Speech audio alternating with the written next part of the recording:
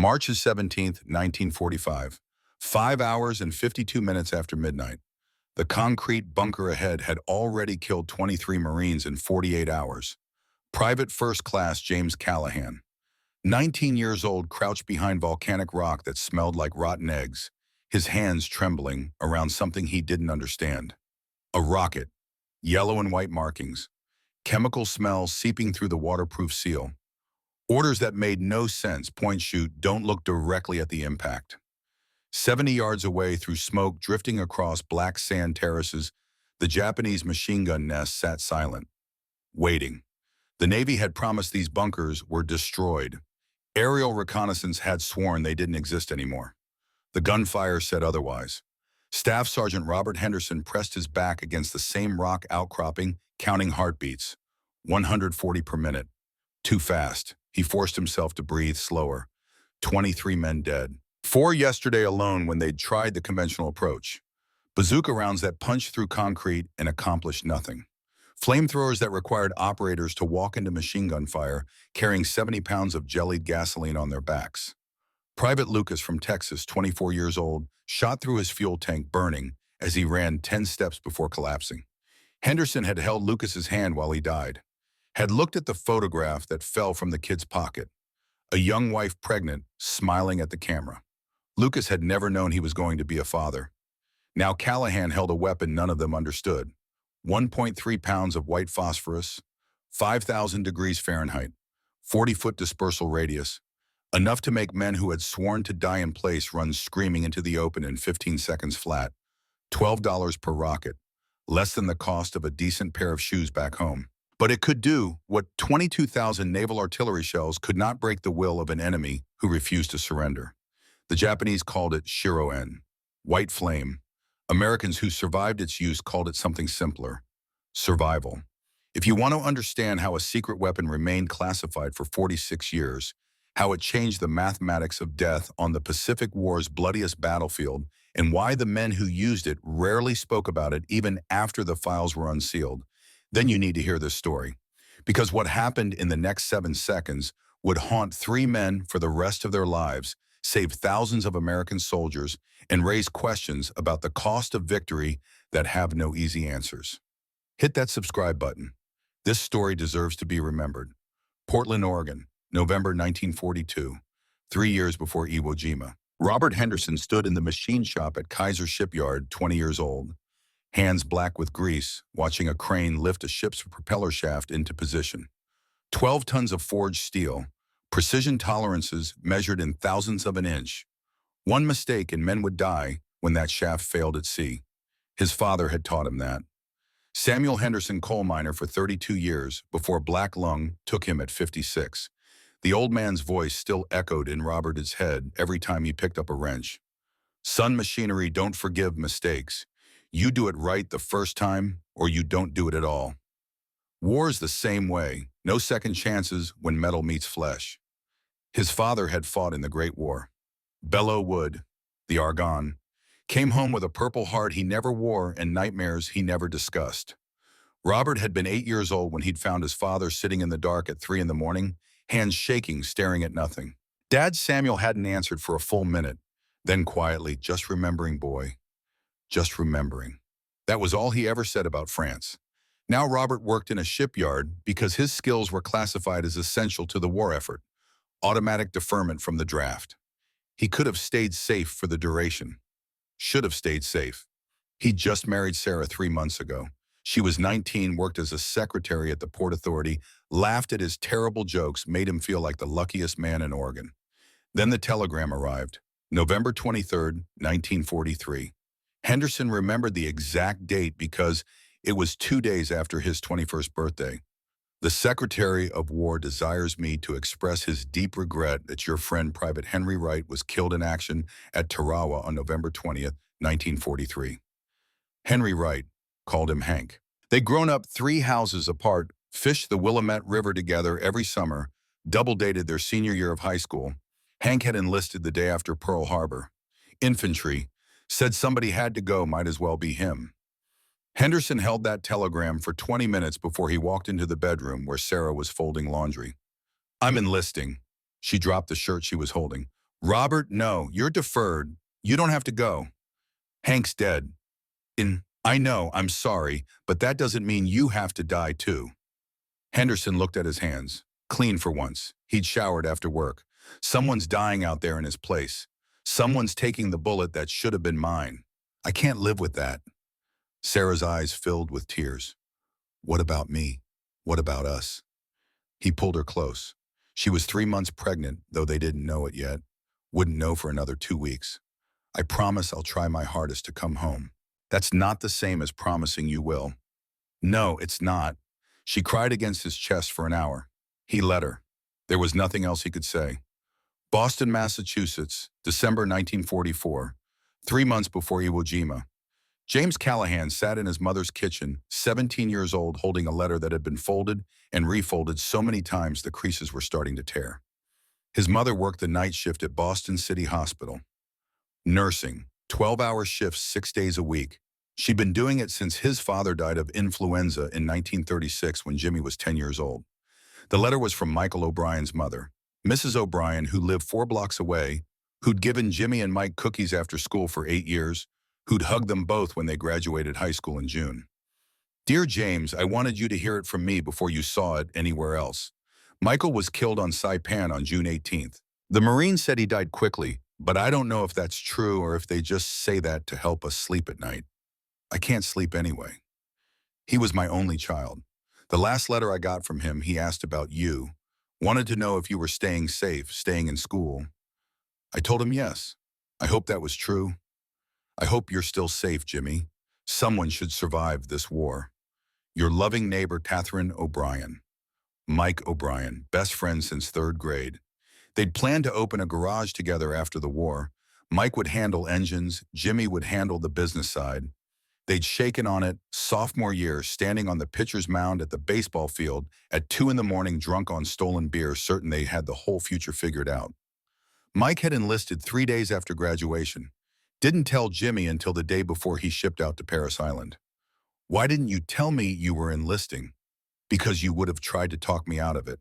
And you would have been right, but somebody's got to go, Jimmy. Somebody's got to stop them. Might as well be me. I'll wait for you. We'll still open that garage when you get back. Mike had smiled. Yeah, when I get back. Now Mike was dead at 19 on an island Jimmy had to look up on a map. And Jimmy couldn't stop thinking about what his friend had said. Somebody's got to go. He looked at the calendar. December 15th, 1944. His 18th birthday was January 3rd. 7 more weeks of high school left. Then what college? While other kids his age were dying in the Pacific, he pulled out a pen and started filling out the enlistment forms. Changed his birth date by 3 weeks. Made himself 18 already. Close enough that nobody would check too carefully. His mother found the forms the next morning when she came home from her shift. She'd seen the letter from Mrs. O'Brien on the kitchen table. She stood in the doorway of Jimmy's room for a long time watching him sleep. When he woke up, she was sitting on the edge of his bed, still in her nurse's uniform, eyes red. Mom, you can't go, Jimmy. You're all I have left. He sat up. Mike's dead. I know, I'm so sorry. But that doesn't mean you have to die too. The same words Sarah Henderson had said to her husband. The same argument happening in a million kitchens across America. The same terrible mathematics. Somebody had to go. If not me, then who? Mike died for me, Mom. For us. The least I can do is make sure it wasn't for nothing. She started crying, really crying in a way he'd only seen once before, at his father's funeral. He held her hand while she wept. Please don't go, please. You're my baby. You're all I have. I have to, Mom. You know I have to. She did know. That was the worst part. She knew exactly why he was going, and she couldn't argue against it without dishonoring every other mother's son who'd already gone. When Jimmy left for basic training on January 10th, 1945, she gave him a St. Christopher medal that had belonged to his father. She didn't say anything, just pressed it into his palm and held his hand for 30 seconds. He wore it through boot camp, through weapons training, through the crossing to Hawaii. He was wearing it on February 16, 1945, when he boarded the LST assault ship bound for Iwo Jima. Camp Pendleton, California. February 10, 1945. 1 week before the invasion. Henderson walked through the pre-deployment briefing in a daze. 3 weeks of training. Everything he needed to know about Iwo Jima compressed into 21 days. The island was 8 square miles. The Japanese had spent 8 months fortifying it. 11 miles of tunnels, 1,500 defensive positions, concrete bunkers with walls 5 feet thick, artillery pieces in caves with multiple firing ports, so defenders could shoot retreat through the tunnels and emerge elsewhere when counterattacked. The briefing officer, a major who'd survived Tarawa and Saipan, didn't sugarcoat it. Gentlemen, this will be the hardest fight in the Pacific War. The Japanese commander, Lieutenant General Tadamichi Kurobayashi, is not a fanatic. He's a professional. He studied in America. He understands how we fight. And he's built this island into a fortress specifically designed to kill as many of you as possible before we take it. Intelligence estimates we'll secure the island in 5 days with 15,000 casualties. I think intelligence is optimistic on both counts. Someone in the back raised a hand. Sir, how many Japs are defending? 21,000. They know they can't win. They know they can't be reinforced. They know they're going to die. Their orders are simple. Make us pay in blood for every yard. Extract 10 American casualties for every Japanese death.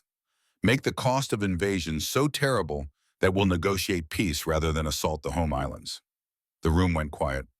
The good news is that we have naval and air superiority. We'll bombard the island for 3 days before you land. We'll drop more ordnance on those 8 square miles than we dropped on most European cities. By the time you hit the beach, there shouldn't be much left. That last sentence turned out to be catastrophically wrong. After the briefing, Henderson was pulled aside by a captain he had never met. Captain Miller, intelligence officer. The captain led him to a small office and closed the door. Sergeant Henderson, your file says you worked as a machinist before enlisting. That correct? Yes, sir. Good with your hands. Problem solver work well under pressure? I try, sir. Miller slid a folder across the desk, stamped in red classified, for field testing only. Can you keep a secret, Sergeant? Henderson looked at the folder. Didn't touch it yet. Depends on the secret, sir. Miller smiled, tired. Honest answer. Good. Here's the situation. Our standard weapons aren't working against Japanese fortifications. Bazookas punch through concrete, but don't do enough internal damage. Flamethrowers work, but require men to walk into direct fire at 30 yards. Satchel charges require even closer approach. We're losing 8 to 12 men every time we neutralize a single bunker.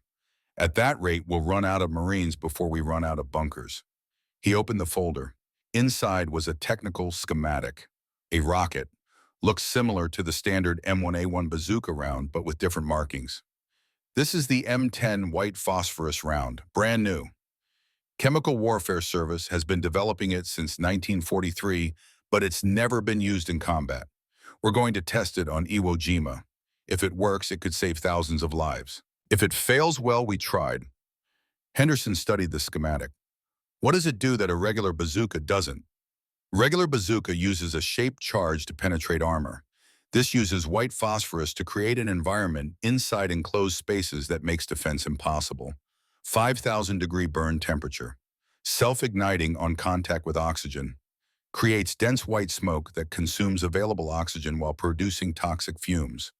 In a bunker or cave, defenders have about 20 seconds to evacuate before they pass out from the smoke inhalation. Henderson looked up from the schematic. Sir, isn't white phosphorus banned Geneva Protocol?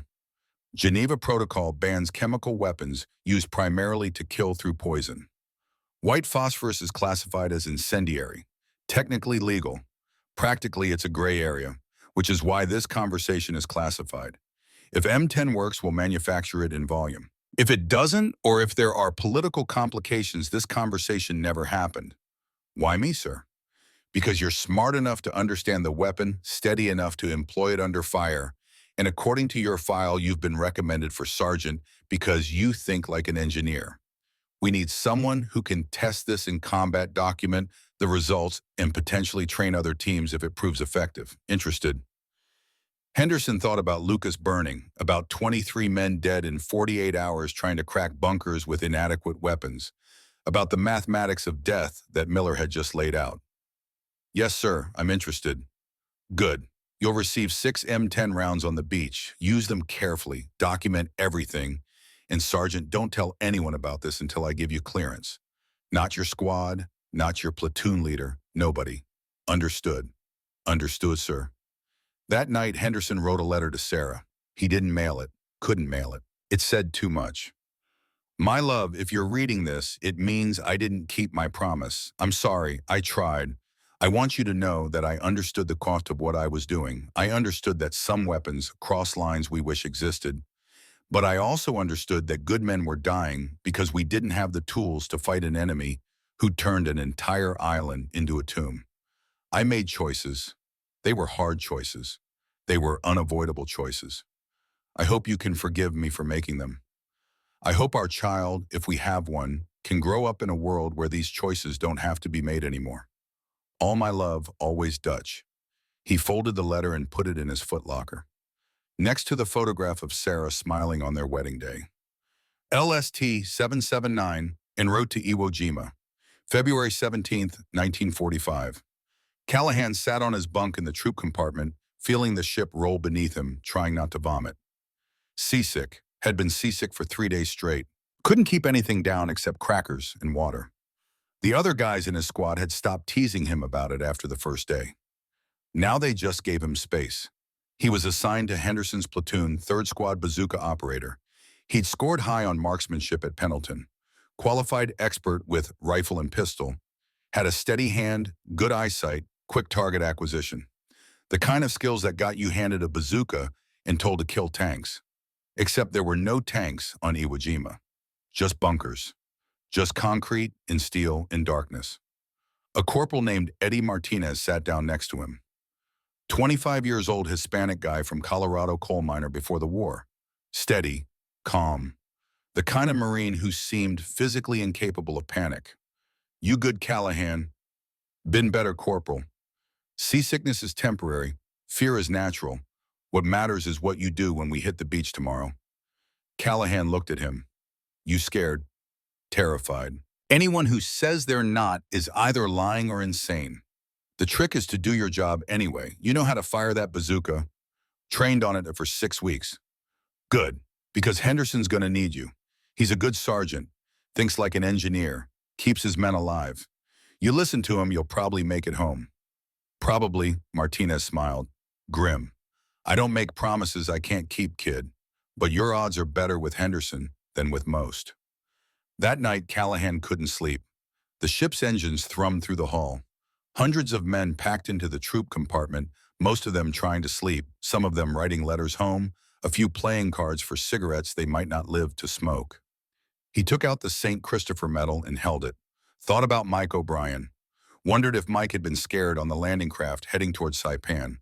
Wondered if he'd thought about their plan for the garage. Wondered if he'd had time to be afraid before the bullet found him. Callahan whispered into the darkness. I'm going, Mike. I'm doing what you did. I hope it's enough. The ship rolled through black water toward an island on fire.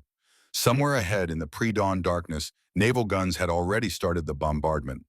22,000 shells. 3 days of sustained fire. The most intensive pre-invasion bombardment in the history of the Pacific War. It wouldn't be enough. But nobody knew that yet. D-Day, February 19th, 1945. H-hours 0900. Henderson hit the beach in the 5th wave. Black volcanic sand that gave way under his boots, making every step feel like running through loose gravel. The beach was already crowded with Marines' equipment bodies. The Navy bombardment had destroyed the island's surface structures, left the terraces and ridges looking like the surface of the moon, but the bunkers were still there, still operational, still killing. Machine gun fire from concealed positions. Mortar rounds dropping with terrible accuracy because the Japanese had spent months pre-registering every inch of beach. Artillery from caves that aerial reconnaissance had sworn didn't exist. Henderson saw men go down in the first 30 seconds. Saw a Navy corpsman trying to reach a wounded Marine get cut in half by machine gun fire. Saw things he would spend the next 50 years trying not to remember. He made it to the first terrace, found cover behind a knocked-out Amtrak, started counting his squad. Started counting who was still alive. Callahan was there, wide-eyed, terrified, but alive, still carrying the bazooka. Martinez was there, already returning fire with his BAR short control burst making every bullet count. 12 men had landed with Henderson's squad. After the first hour, 9 were still combat effective. After the first day, 7. That was better than most squads. That was Henderson keeping his men alive through combination of skill luck and the kind of tactical awareness that came from thinking like an engineer who understood how killing machines worked. By nightfall of D-Day, the Marines had secured a beachhead. Barely, at a cost of 2,400 casualties. The worst opening day in Marine Corps history, and everyone knew it was going to get worse before it got better.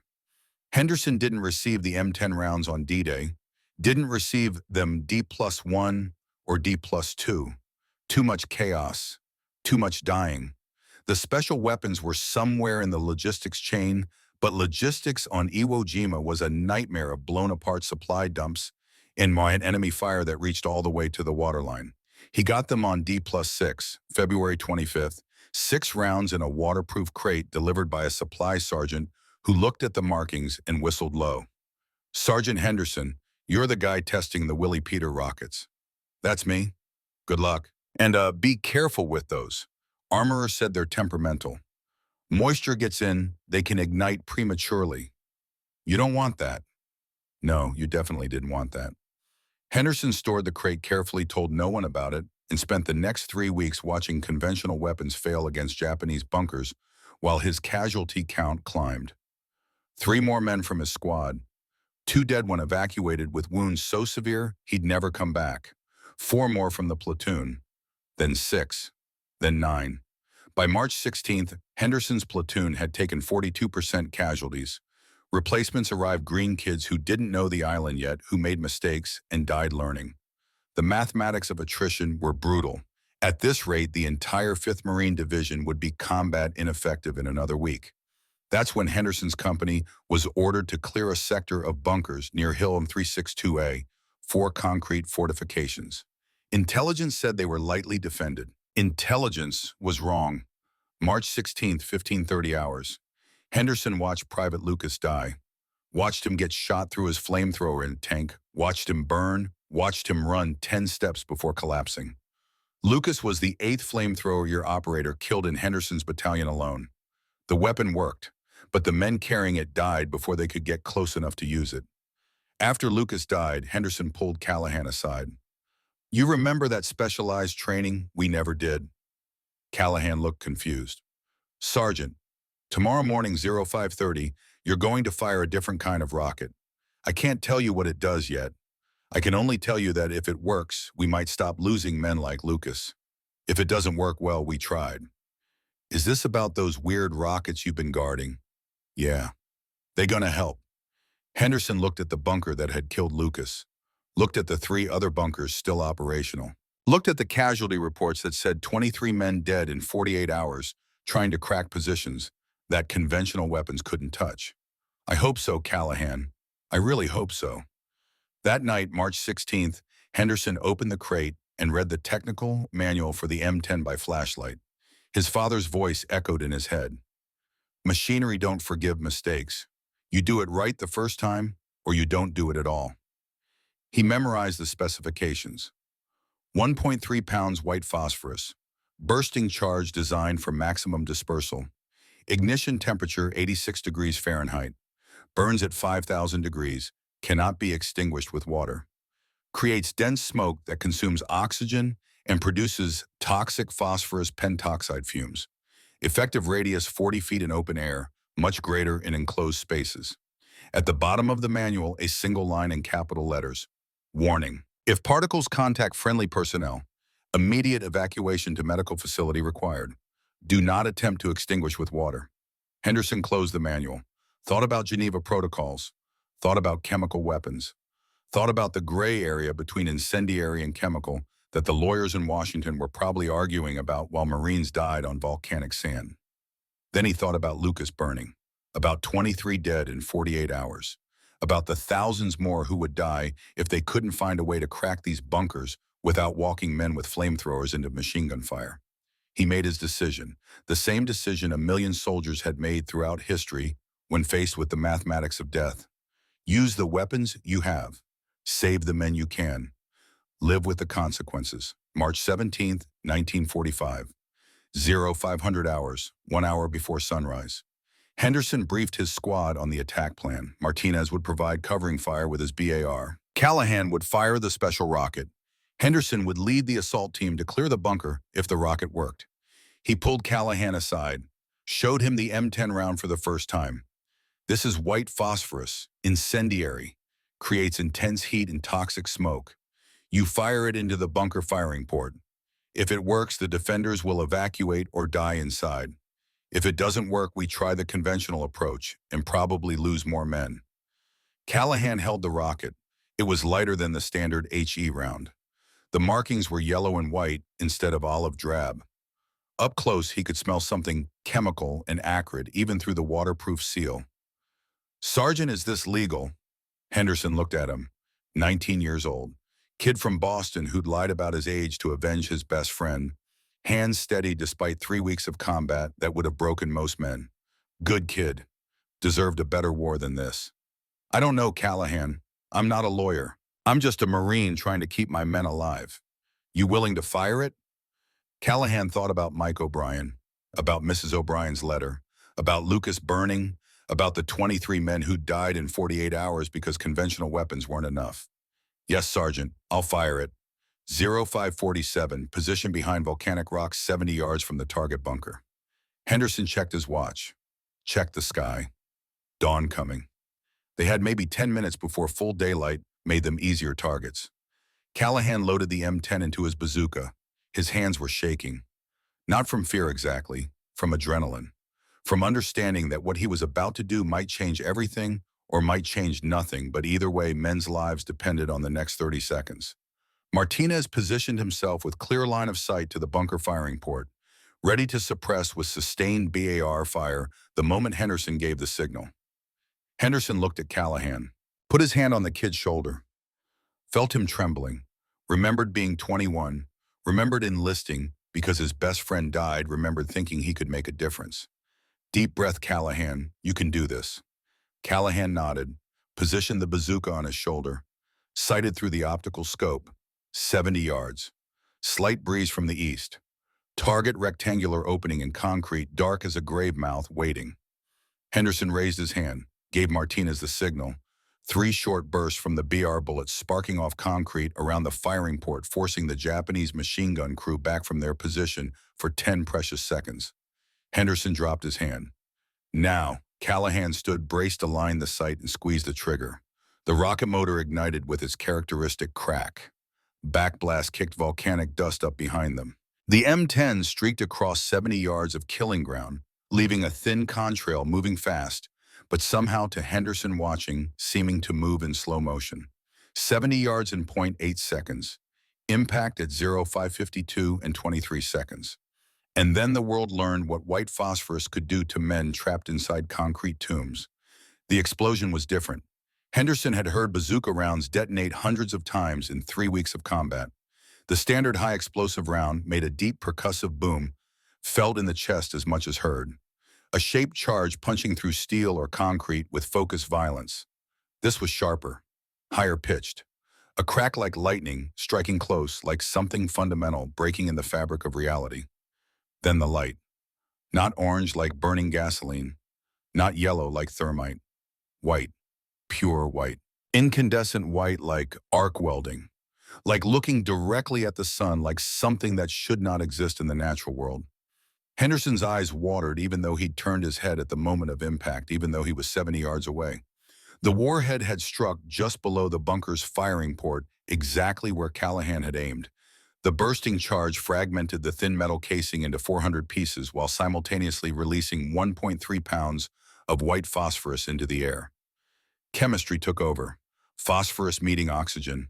Spontaneous combustion at 86 degrees Fahrenheit, burning at 5,000 degrees each fragment, a miniature sun.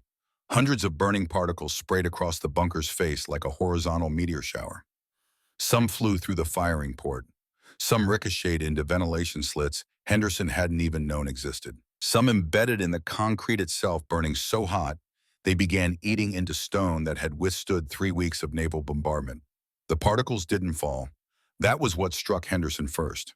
They stuck to vertical surfaces, defying gravity, clinging to concrete and steel like they had mass and will, each one trailing white smoke, each one glowing with terrible brilliance. 5 seconds after impact, the Japanese machine gun fell silent. 10 seconds, white smoke began pouring from every opening in the bunker. Not gray gun smoke, not black diesel smoke. This was thick and white and almost solid, looking like fog condensed to liquid consistency, like something you could walk on if you were foolish enough to try. 15 seconds, the screaming started. Henderson had heard men scream before. He'd heard Marines calling for corpsmen with their guts hanging out. He'd heard Japanese soldiers dying in pillboxes hit with satchel charges. He'd heard Lucas burning. This was different. These weren't screams of pain. These were screams of pure animal panic.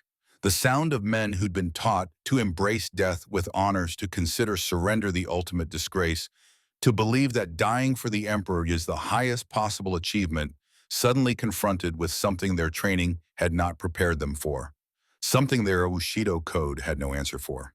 The sound of human beings reduced to terrified animals. 20 seconds after impact, the bunker's rear entrance erupted with Japanese defenders. Henderson hadn't even known the rear entrance existed. The camouflage was that good. Volcanic rock and concrete blended seamlessly, a door that looked like natural cliff face, until three men burst through it, beating at their uniforms, clawing at their skin, trying to escape something invisible that clung to them and would not let go. The first man was maybe 25 years old. His uniform was on fire, but not normal fire. White particles glowed against the dark fabric like stars, each one producing its own column of white smoke, each one burning through cloth into skin with methodical efficiency. He dove face first into the volcanic ash, rolling, trying to smother the flames the way they'd been trained. The phosphorus kept burning, slower under sand, but still burning, still consuming, still eating through fabric and flesh with chemical patience. Martinez's Browning automatic rifle cut him down. One burst center mass, mercy in the form of a bullet. The second man had white smoke rising from his face, from his hair, from his hands that clawed at a helmet that was somehow burning. He ran 5 steps before his legs gave out. Fell forward, didn't get up. A Marine rifleman 30 yards to their right fired once. The man stopped moving. The third defender was young, maybe 18, maybe 19. Callahan's age, no weapon, both hands covering his face, running blind toward the American lines, toward anything that wasn't the hell behind him. Callahan had him in his sights. His finger was on the trigger of his carbine, but he couldn't pull it. This wasn't a soldier attacking. This was a terrified kid running from fire. This was Mike O'Brien in a different uniform, scared and burning and wanting desperately to live. Henderson's M1 Grand fired once. The young Japanese soldier dropped 15 yards from their position. Stopped running, stopped burning, stopped everything. Henderson lowered his rifle, looked at Callahan. The kid was staring at the body, face white, hands shaking. "I couldn't," Callahan whispered. "I couldn't shoot him." "I know. Does that make me weak?" Henderson thought about that, about mercy and weakness, and the line between them that war made so complicated. "No, it makes you human. But we can't let them reach our lines, not when they're burning, not when they're desperate. So I did it for you." The white smoke continued pouring from the bunker for another 2 minutes. Henderson could smell it now, even at 70 yards, sharp and acrid and chemical, making his eyes water, making his throat burn. Not just smoke, not just burning material. This was something else. Phosphorus pentoxide. Toxic. Corrosive. The kind of thing you didn't want in your lungs. The machine gun remained silent. No movement from the firing ports. No sound except the hiss of burning phosphorus and the distant rumble of artillery and the ringing in Henderson's ears that was probably going to be permanent. 0555. 3 minutes after impact. Henderson made the decision. "Martinez, Freeman on me. We're checking that bunker." Callahan started to stand. Henderson pushed him back down. "You stay here. Cover us. If anything moves, you shoot it. Understood?" "But Sergeant, I should." "You did your job. You fired the rocket. Now let me do mine." They crossed the 70 yards that had claimed 4 Marine lives yesterday. Crossed it in 20 seconds at a combat crouch. Weapons ready, expecting fire from secondary positions. Nothing came. The bunkers beyond this one remained silent, as if the defenders inside were watching, wondering what had just happened, trying to understand how their brothers had been forced from positions they'd sworn to defend to the death. Henderson reached the bunker's blast-scarred face. The concrete was still radiating heat. He could feel it from 3 feet away. The phosphorus particles embedded around the firing port were still glowing, still burning, 8 minutes after impact. Small pieces, each one maybe the size of a dime, but burning with intensity that seemed impossible for something so small. He peered through the firing port, careful not to touch the edges where phosphorus still clung and smoked. Hell. The inside of the bunker was hell rendered in white and black. Phosphorus particles had scattered across every surface, walls, floor, ceiling, equipment, each one burning where it landed. The machine gun lay abandoned, its barrel bent, where someone had tried to drag it away from burning ammunition that was cooking off in sporadic pops. Equipment smoldered. Fabric hung in charred strips. The air itself seemed to shimmer with heat. 2 bodies lay in the bunker's main chamber. One near the machine gun, face down, one arm, still reaching toward the rear exit. The other in the corner, curled in fetal position, hands over his head. Both uniforms showed dozens of small burn marks where phosphorus particles had embedded and continued burning even after the men died. Henderson couldn't tell which one had died from burns and which from smoke inhalation. Probably both. Probably the smoke killed them first, then the phosphorus kept burning them afterward. Small mercy. The white particles were still glowing, still producing smoke, still burning 90 seconds after impact. Henderson had no idea how long they would continue. The technical manual hadn't specified. Maybe hours, maybe until every molecule of phosphorus oxidized completely. Martinez whistled low. Jesus Christ, Sarge. What the hell is that stuff? White phosphorus, incendiary compound, burns on contact with oxygen. Can't be extinguished with water. Can't be extinguished at all, looks like. Freeman, a corporal from Tennessee, pointed to a corner of the bunker. A water bucket lay on its side, water spilled across the floor. Several phosphorus particles glowed beneath the water dimmer, but still burning. One had been removed from the water and placed on a piece of cloth. It had burned through the cloth and was now eating into the wooden crate beneath. They tried to put it out, Freeman said quietly. Didn't work. Henderson felt something twist in his stomach. These men had been trained soldiers, professional warriors. They'd understood tactics and discipline and how to die well, but nobody had trained them for white phosphorus. Nobody had told them that water wouldn't work, that nothing would work, that their only choice was to run or suffocate. And running had gotten them killed by American rifles waiting outside. Some choice. Check the tunnel entrance, Henderson ordered. The bunker's rear exit led to a downward-sloping tunnel, part of the 11-mile network Kuribayashi had built to connect defensive positions. Henderson shined his flashlight down the dark passageway. 20 feet and 2 more bodies. They'd made it this far before the smoke caught them. One had a wet cloth over his face. Hadn't helped. The phosphorus smoke was too thick, too toxic, too fast. They tried to escape through the tunnels and died anyway. Henderson backed out of the bunker, suddenly desperate for fresh air. He made it 10 feet before he had to stop and breathe, hands on his knees, sucking in lungfuls of sulfurous Iwo Jima air that somehow tasted clean compared to what he'd just been breathing. Martinez emerged behind him, coughing. Sarge, I've cleared bunkers with grenades, with satchel charges, with point-blank rifle fire. Never seen defenders abandon a position that fast. Never seen panic override training like that. Yeah, this weapon, this phosphorus thing, it's not just killing them, it's breaking them, making them run when they're supposed to die in place. Yeah, that's good, right? Fewer dead Marines. Henderson looked back at the bunker, still smoking, still burning. Looked at the 3 bodies outside the 2, inside the 2, in the tunnel. 7 men dead in less than 3 minutes with 0 American casualties. The mathematics were undeniable.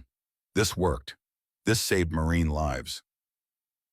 This could change the entire dynamic of bunker warfare on this island. But Henderson couldn't shake the image of that young Japanese soldier running blind-faced, covered, no weapon, just terror and flames. Couldn't shake the thought that somewhere in Japan that kid had a mother who would receive a telegram saying he died honorably for the emperor. Would never know he died screaming, burned by chemical fire shot while running away.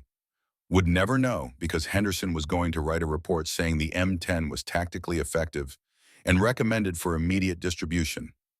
Because saving Marine lives was the mission. Because this was war, and war didn't offer clean choices. Yeah, Henderson said finally, it's good. Fewer dead Marines. He didn't sound convinced. Martinez didn't push it. Callahan had followed them despite orders to stay back. He stood at the bunker entrance, now staring inside, face pale. Henderson started to yell at him for disobeying orders, then saw the kid's expression and stopped. Callahan needed to see this. Needed to understand what the weapon he'd fired actually did to human beings. Come here, Henderson said quietly.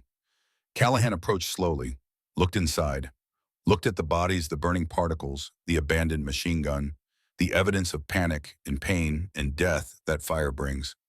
He turned and vomited. Nothing came up but bile. He'd already thrown up everything in his stomach.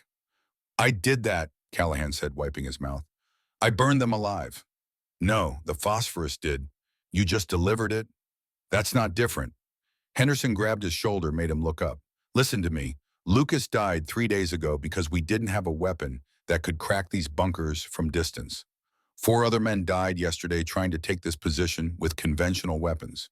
You just took it in 3 minutes with 0 friendly casualties. You saved lives. By taking lives, by burning them. Yes, that's what war is. That's what every weapon does. The rifle, the grenade, the flamethrower, they all kill. This one just does it more efficiently. Callahan looked at the young Japanese soldier Henderson had shot. The body lay face up now, mouth open, hands still raised as if to ward off bullets. There was a phosphorus burn on his neck, still glowing faintly. He was my age, Sergeant. Probably. He was scared. Yes. And we killed him anyway. Henderson didn't have a good answer for that. The true answer was yes, we killed him anyway because he was the enemy, and this is war, and you don't get to choose which enemy soldiers deserve mercy and which don't. The true answer was that kid would have killed us if positions were reversed, would have manned that machine gun, and cut down Marines without hesitation because that was his duty. But Henderson remembered being 19.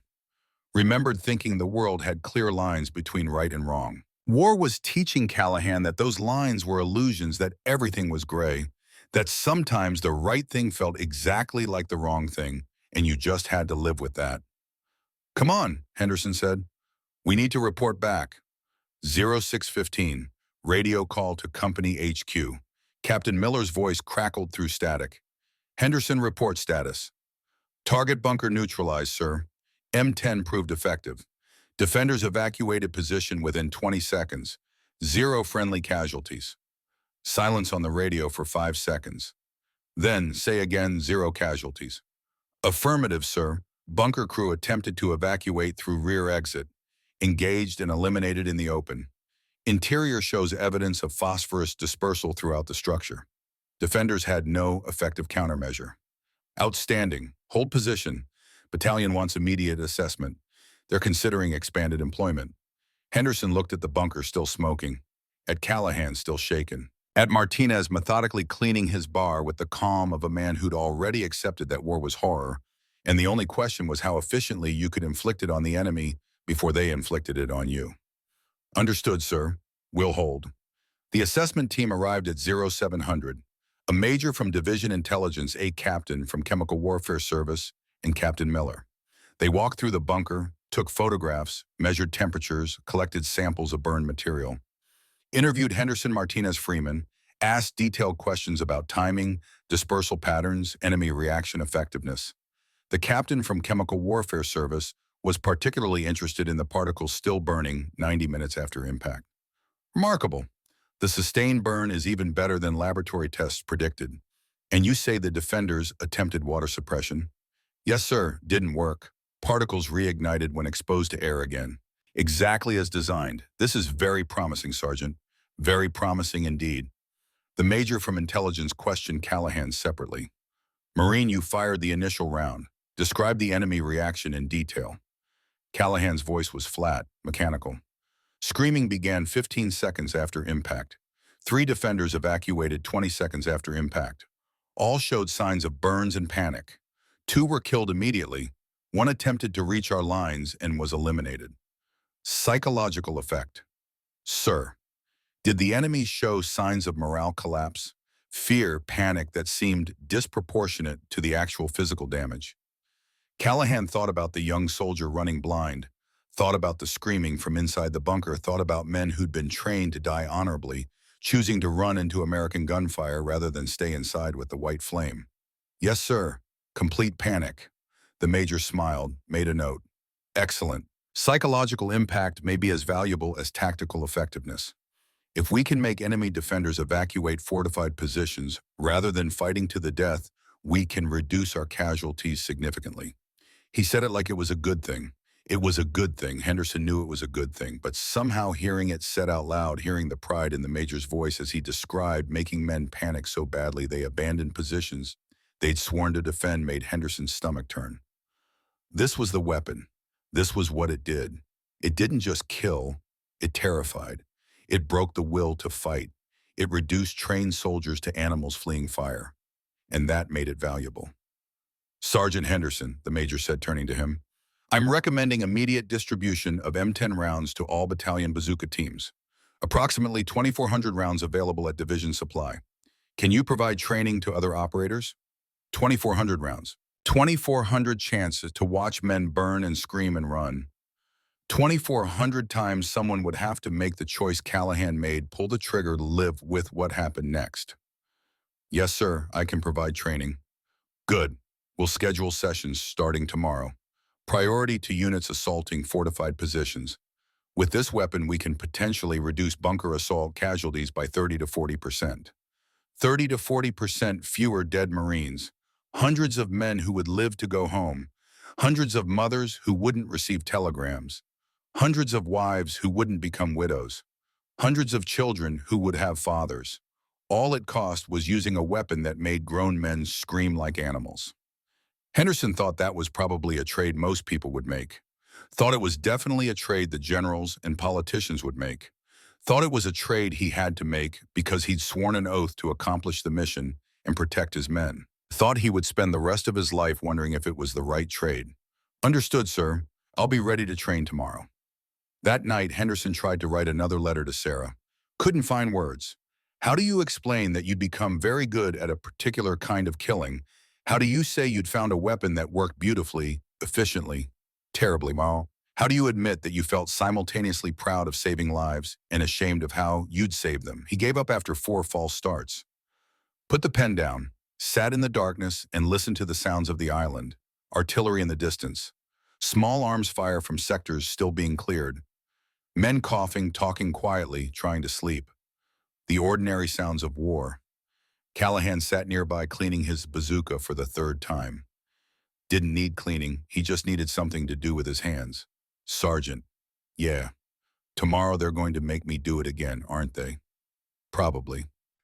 And the day after, if it keeps working. Yeah. Callahan was quiet for a long time, then, I don't know if I can. You can.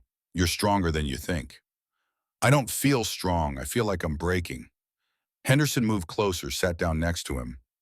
Remembered being 19, remembered thinking he understood what war was, remembered learning he'd understood nothing. Breaking is normal. Every man breaks eventually. The question is whether you break before the job is done or after. You hold it together while we're here, while Marines are dying, while we need you. Then you go home and you let yourself break in peace. That's the deal. That's a terrible deal. Yes, it is. They sat in silence for a while. Then Callahan asked the question Henderson had been dreading. Do you think what we did today was right? Henderson thought about that, about right and wrong, and the vast gray expanse between them that war inhabits. About Lucas burning about 23 men dead, about the young Japanese soldier running blind, about mathematics and morality, and the terrible algebra of choosing who lives and who dies. I think it was required, he said finally.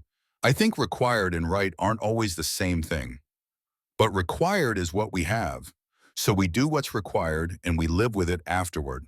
That's the best answer I can give you. Callahan nodded slowly, went back to cleaning his already clean bazooka. Henderson left him alone. Some things a man had to work out for himself. March 18th, 1945. Dawn. Henderson conducted 6 training sessions throughout the day. 24 Bazooka operators from various companies, showed them the M10, explained the technical specifications, demonstrated proper firing technique, emphasized safety protocols, minimum distance 50 yards, never touch phosphorus particles, never use water. If particles contact friendly personnel, evacuate immediately to medical. And if particles contact friendly personnel in combat when evacuation is impossible, when medical is too far away and the man is burning. Henderson didn't say it out loud. Didn't have to. Every Marine in the room understood. Quick bullet, end the pain, don't let him suffer. That was the unspoken protocol, the mercy that war sometimes required. One operator, a corporal from South Carolina named Davis, asked the question everyone was thinking. Sergeant, is this legal, white phosphorus? I thought chemical weapons were banned. Technically, this is classified as incendiary, not chemical, legal under current protocols. But sir, it creates toxic smoke. Men die from breathing it. How is that not chemical warfare? Henderson looked at him. Young guy, maybe 22, asking honest questions that deserved honest answers. Corporal, I'm not a lawyer. I'm not a politician. I'm a Marine sergeant whose job is to accomplish the mission and bring his men home alive. The brass says this weapon is legal. The brass says it's effective. The brass says use it, so we use it. You got moral objections, you take them up with the chaplain. But right now, Marines are dying trying to clear bunkers with inadequate weapons. This weapon is adequate. That's all I need to know. Davis nodded slowly, didn't look convinced, but didn't argue further. Another operator, a sergeant from Texas named Williams, had different concerns. What if we hit civilians? I heard there were Korean laborers on this island. What if they're in a bunkers we hit? Good question. Uncomfortable question. Question. Henderson had been avoiding thinking about too carefully. Intelligence says Japanese evacuated all non-combatants from military positions. But if you're concerned about target verification, do your reconnaissance. Confirm military activity before you fire, same as you would with any weapon. But they both knew that wasn't always possible. In combat, you fired at threats. You didn't always have time to verify who was inside the concrete structure shooting at you. And once the phosphorus was dispersed, it didn't discriminate. Didn't care if you were Japanese Imperial Army or Korean forced labor or civilian. It just burned. Henderson pushed that thought away. Focused on training, shared lessons learned from the morning's engagement, emphasized that the weapon's psychological effect was as important as its physical damage. Japanese defenders would evacuate positions they'd previously defended to the death. That meant opportunity to engage them in the open, where American superiority in firepower and numbers meant guaranteed victory. By sunset, all 24 operators were qualified. Each team received mixed loadouts. 2 M10 rounds, 4 conventional high-explosive rounds. Instructions to use phosphorus on hardened bunkers save HE for targets of opportunity. Division Supply distributed 2,400 M10 rounds in 48 hours. Every Bazooka team in the 5th Marine Division received white phosphorus capability. The mathematics of bunker warfare on Iwo Jima were about to change. March 18th through March 20th. 3 days of coordinated assaults using M10 doctrine across multiple sectors. Henderson participated in 4 engagements. Callahan fired 9 more rounds. Martinez provided covering fire for 12 different teams. The results were consistent. Bunkers that had resisted days of conventional assault fell in minutes. Defenders evacuated or died inside. American casualties during bunker reduction operations dropped by 34% compared to the previous week. The weapon worked. The doctrine worked. Men were going home alive who would otherwise be dead. But the cost of that success was measured in something other than casualties, something harder to quantify, something that showed in Callahan's eyes after the 3rd engagement, the 5th, the 9th, a progressive emptying. A gradual death of the part of him that felt horror at burning human beings alive. By the 9th rocket, Callahan didn't vomit anymore. Didn't shake, didn't hesitate. Just loaded, aimed, fired, reloaded. Mechanical, efficient, perfect. Henderson watched him become a flawless killing machine and felt like he was witnessing murder of a different kind. Not the enemy's murder. Callahan's, the murder of the 19-year-old kid from Boston who'd enlisted to honor his friend's sacrifice. That kid was dying, being replaced by someone harder, colder, emptier. Someone who could burn men alive and not feel anything. That should have been good. Emotional detachment made better soldiers, made men who could do the terrible work war required without breaking down. But Henderson remembered that kid loading the first M10 with shaking hands, remembered him vomiting. After seeing what it did, remembered him saying, "I don't know if I can," with genuine anguish. He preferred that Callahan, the one who still felt, even if feeling made him less effective. Too late now. That Callahan was gone. Henderson had helped kill him, had trained him, encouraged him, told him he was doing the right thing, had turned a scared kid into an efficient operator of chemical fire, had done exactly what the Marine Corps wanted him to do. March 20th, 1945. Sunset. Henderson, Callahan, and Martinez sat together after a day of clearing 3 bunkers. 0 friendly casualties. 15 enemy killed. Textbook employment of M10 doctrine. Martinez was cleaning his BAR. Always cleaning. The man treated that weapon like a sacred object. Maybe it was. It had kept him alive through 3 campaigns. Tarawa Saipan, now Iwo Jima. Some men got religious about their weapons. Martinez had earned the right. "We're good at this," Martinez said. "Not celebratory, just stating fact." "Yeah," Henderson agreed. "That Company E team, they cleared 4 bunkers today using our technique. Captain Miller says we've probably saved 200 Marine lives this week alone." "That's good. So why don't we feel good about it?" Henderson didn't answer immediately. Watched the sun setting over the Pacific. Beautiful sunset, orange and red and purple. Reminded him of home, of normal life where sunsets were just sunsets, not temporary respite from organized killing. "Because knowing you're doing what's required doesn't make it feel like the right thing," Henderson said finally. Martinez nodded, worked a patch through his BAR's barrel. "My priest used to say that God judges intentions, not actions. That doing hard things for right reasons absolves the sin of the action itself." "You believe that?" "I want to. Don't know if I do." Callahan had been silent through this exchange. Now he spoke, voice flat and distant. "I'm going to do it again tomorrow. And the next day. And every day until this island is secure or I'm dead. Not because I think it's right. Not because I don't think it's right, just because it's what I do now. I'm the kid who burns people. That's my job. That's who I am." Henderson started to respond, but Martinez cut him off with a look. "Let the kid talk. He needs to get it out." "I used to think about after the war, about going home, seeing my mother, maybe going to college. Can't picture it anymore. Can't imagine sitting in a classroom learning chemistry or history like I'm a normal person. How do you go back to normal after this, after you've pulled the trigger 18 times and listened to them scream 18 times and watch them burn 18 times? "You just do," Martinez said quietly. "You go home, you find a job, you get married, you have kids. You pretend you're normal until eventually you almost believe it. That's what my father did after the Great War. That's what we'll do after this one." "Your father okay?" "No, he drank too much. Had nightmares. Sometimes got violent when loud noises surprised him. But he raised 3 kids and worked steady for 20 years and died in bed surrounded by family. That's about as good as soldiers get, I think." Callahan absorbed this. "So the best I can hope for is to be a damaged man who manages to function?" "Yes, that's the best any of us can hope for. And it's better than being a dead man who doesn't function at all." Dark wisdom, but wisdom nonetheless. Henderson filed it away. Someday he would need that perspective. Someday when he was home in Portland, married to Sarah, working in his garage, trying to pretend he was the same Robert Henderson who'd enlisted in 1943. Trying to pretend he hadn't spent weeks burning men alive with white phosphorus. He would need to remember that functioning while damaged was still functioning. That it was okay to not be okay. That survival was its own kind of victory even when it didn't feel victorious. They sat in silence as darkness fell. Somewhere to the north, artillery rumbled. Somewhere to the west, small arms fire crackled.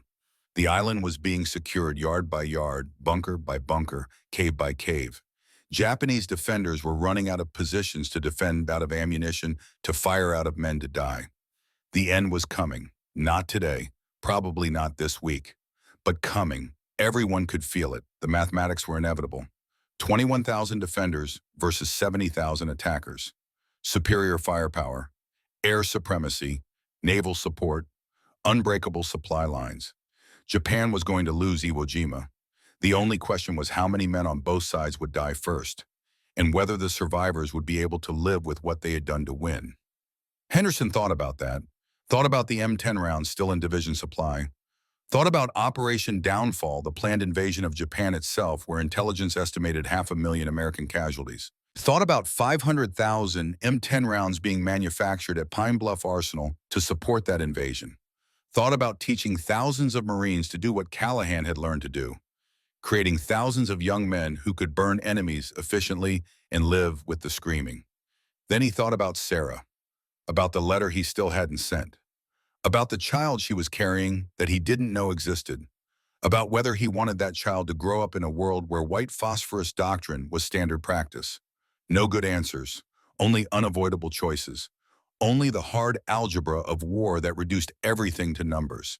Casualties inflicted versus casualties sustained, enemy dead versus friendly dead, means versus ends. Henderson was very good at that algebra now. That's what scared him most. Not the killing itself, the fact that he'd gotten so efficient at calculating its necessity. "We should get some sleep," he said, standing. "Tomorrow's going to be another long day." Martinez and Callahan followed him back toward their positions. Three men who'd learned to burn enemies alive and were still trying to figure out if that made them heroes or monsters or just soldiers doing the job soldiers do. The island offered no answers, just darkness and distant gunfire and the smell of sulfur mixing with smoke. White smoke. Always white smoke now. The new signature of American bunker warfare. The Japanese had a name for it, Shiroen, white flame. But Marines were starting to call it something else, something simpler and more direct. White death. The weapon that made men choose between burning alive and dying under American guns. The weapon that broke the will of an enemy who'd sworn never to break. The weapon that saved thousands of American lives at a cost that couldn't be measured in bodies, only in souls.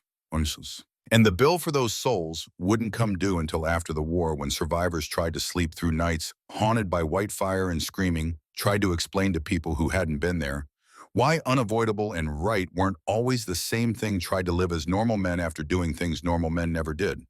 That was the price of white phosphorus. That was the cost of victory. Henderson understood that now. So did Callahan, so did Martinez. They just didn't know yet how long they'd be paying it. 50 years it would turn out, some of them longer.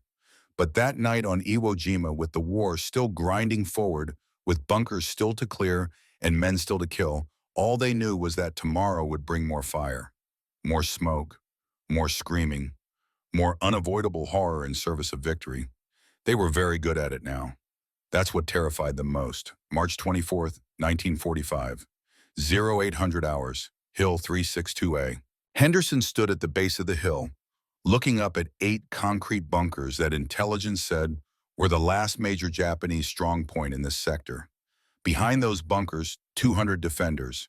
Beyond them, the northern coast of the island and the end of organized resistance. Between Henderson and that hill lay a mathematics problem written in blood. Previous assaults using conventional weapons would have cost 80 to 100 Marines killed or wounded. 3 days of fighting, maybe 4.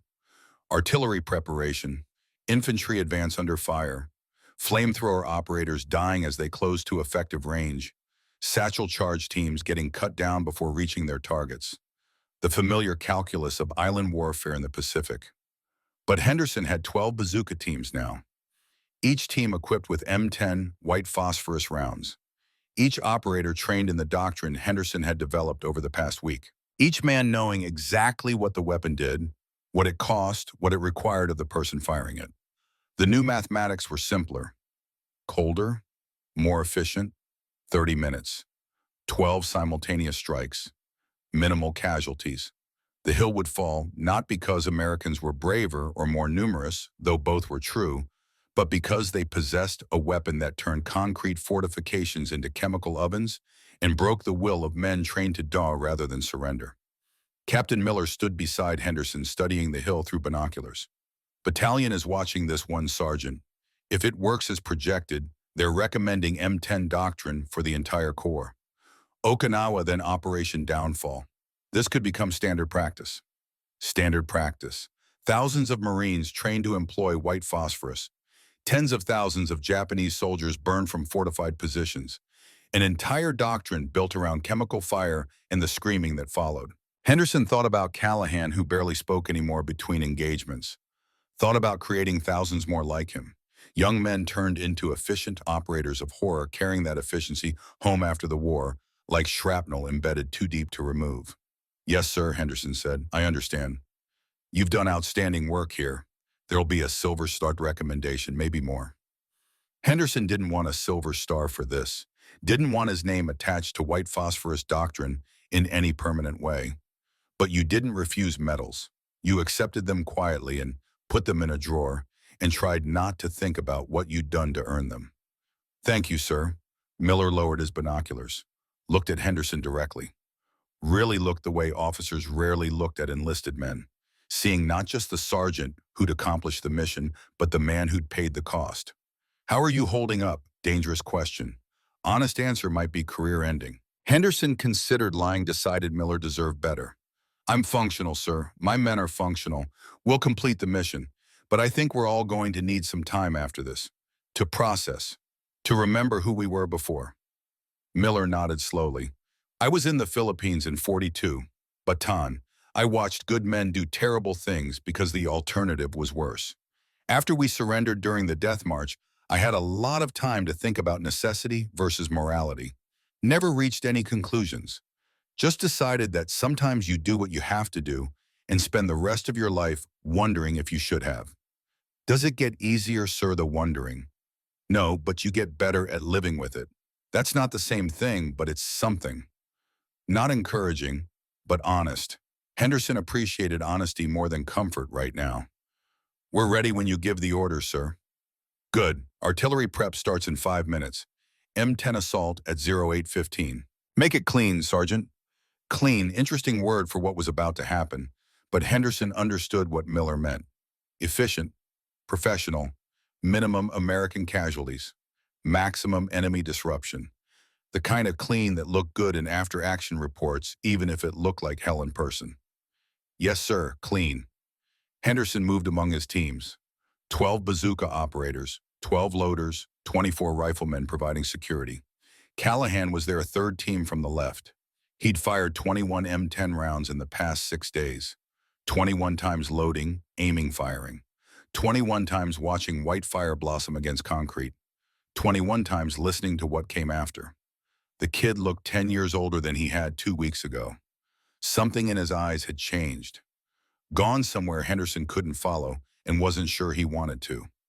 You ready, Callahan? Yes, Sergeant. Flat voice, mechanical. The voice of someone who'd learned to turn off everything human and become pure function. Callahan the machine, Callahan the weapon. Henderson hated that he'd helped create this. Hated more that he needed it. After today, after this hill falls, I'm rotating you out of bazooka duty, putting you on perimeter security, something quiet. For the first time in days, emotion crossed Callahan's face. Confusion. Sir, did I do something wrong? No, you did everything right. That's the problem. You've become too good at this. You need to remember there are other ways to be a Marine. I don't understand. You will, someday. For now, just know that after today, someone else carries the bazooka. You've done enough. Callahan looked like he wanted to argue, opened his mouth, closed it, nodded instead. Thank you, Sergeant. Henderson moved on to the other teams. Martinez was checking his BAR 5th time in as many minutes. Nervous habit. The weapon was already perfectly maintained. Martinez just needed something to do with his hands. Eddie, you good? I'm tired, Sarge. Real tired. The kind that sleep doesn't fix. 3 more weeks, maybe 4. Then this island is secure and we get rotated out. And then Okinawa, and then Japan. The war doesn't end just because we're tired. True, but Henderson didn't want to think about that right now. Didn't want to imagine doing this again on another island. Another country teaching more men to burn more enemies, carrying white phosphorus doctrine across the Pacific like a contagion. One fight at a time, Eddie. Yeah, one fight at a time. 0800 hours. Artillery preparation began. 15 minutes of sustained fire. Not to destroy the bunkers, that was impossible, but to force defenders inside to concentrate them in enclosed spaces to set up perfect conditions for what came next. Henderson watched shells impact the hillside, watched concrete shrug off high explosive that would have leveled wooden structures, watched the hill absorb violence that would have broken most defenses and remain fundamentally unchanged. That was the problem with Iwo Jima. The island was built to withstand bombardment. Kuribayashi had understood American doctrine, had studied how the Marines fought, had designed defenses specifically to negate American advantages and firepower.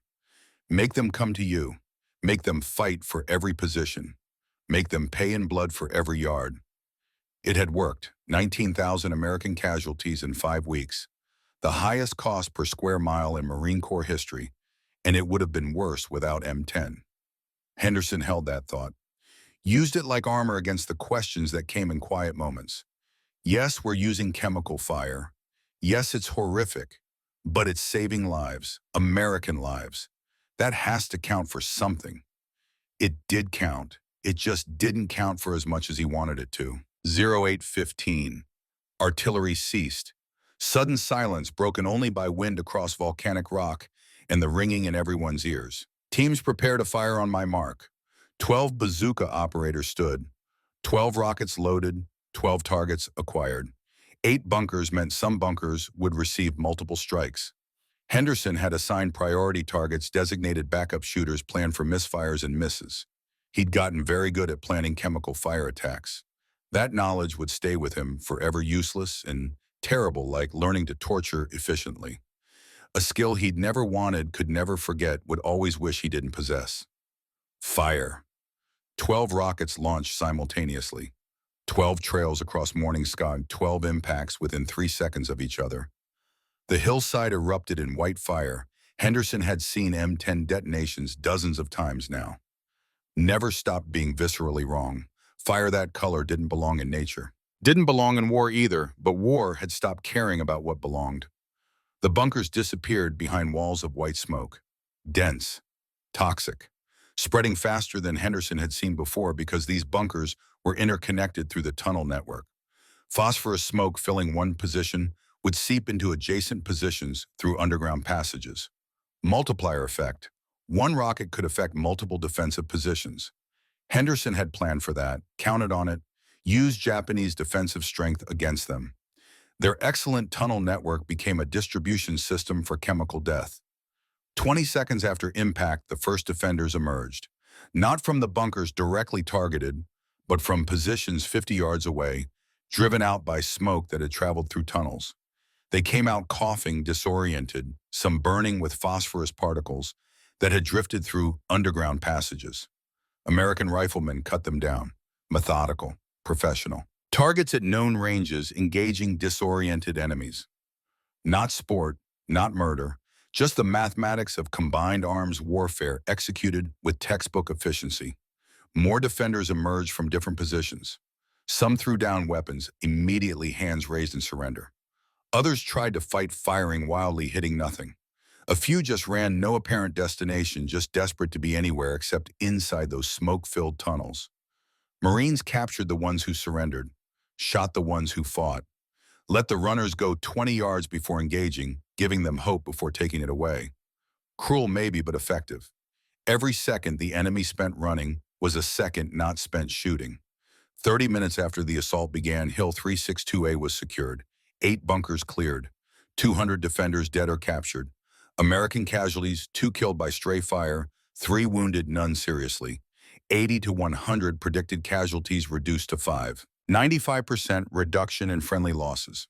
Statistical vindication of M10 doctrine. Undeniable proof that the weapon worked exactly as designed. Henderson walked the hill after inspecting each bunker. Inside, the familiar scene. Bodies, burning particles, abandoned equipment, evidence of panic. Water buckets tipped over in futile attempts to fight phosphorus fire. Wet cloths pressed to faces in desperate efforts to breathe through toxic smoke. In one bunker, Henderson found something new. A diary dropped near the entrance pages, still smoking at the edges. He picked it up carefully, mindful of phosphorus particles, carried it outside into clean air. The diary belonged to a soldier named Takeshi Yamamoto, Private First Class Imperial Japanese Army, 26 years old according to his identity papers. The entries were in Japanese, but Henderson would get them translated later. For now, he just looked at the last page. A sketch, crude but recognizable. A woman, a child. Family Yamamoto would never see again because he died choking on phosphorus smoke in a concrete box on an island 8,000 miles from home. Henderson closed the diary, thought about taking it, sending it back to Yamamoto's family somehow after the war. Decided against it. What would he say? Your son died, afraid and gasping. Your husband ran from his post. Your father's last moments were animal panic rather than noble sacrifice. Better to let them believe the official story. Died honorably defending vital position. Made ultimate sacrifice for emperor and homeland. The comfortable lies that help families sleep at night. Henderson left the diary where he'd found it. Let it burn. Let Yamamoto's last thoughts burn with it. Some truths didn't need preserving.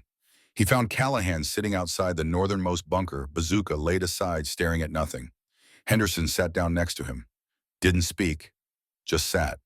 Sometimes silence was better than words. After 5 minutes, Callahan spoke. We won. Yeah, I should feel good about that. Should you? Marines are alive because of what we did. Marines who'd be dead if we'd used conventional tactics. That's good, right? That's worth it.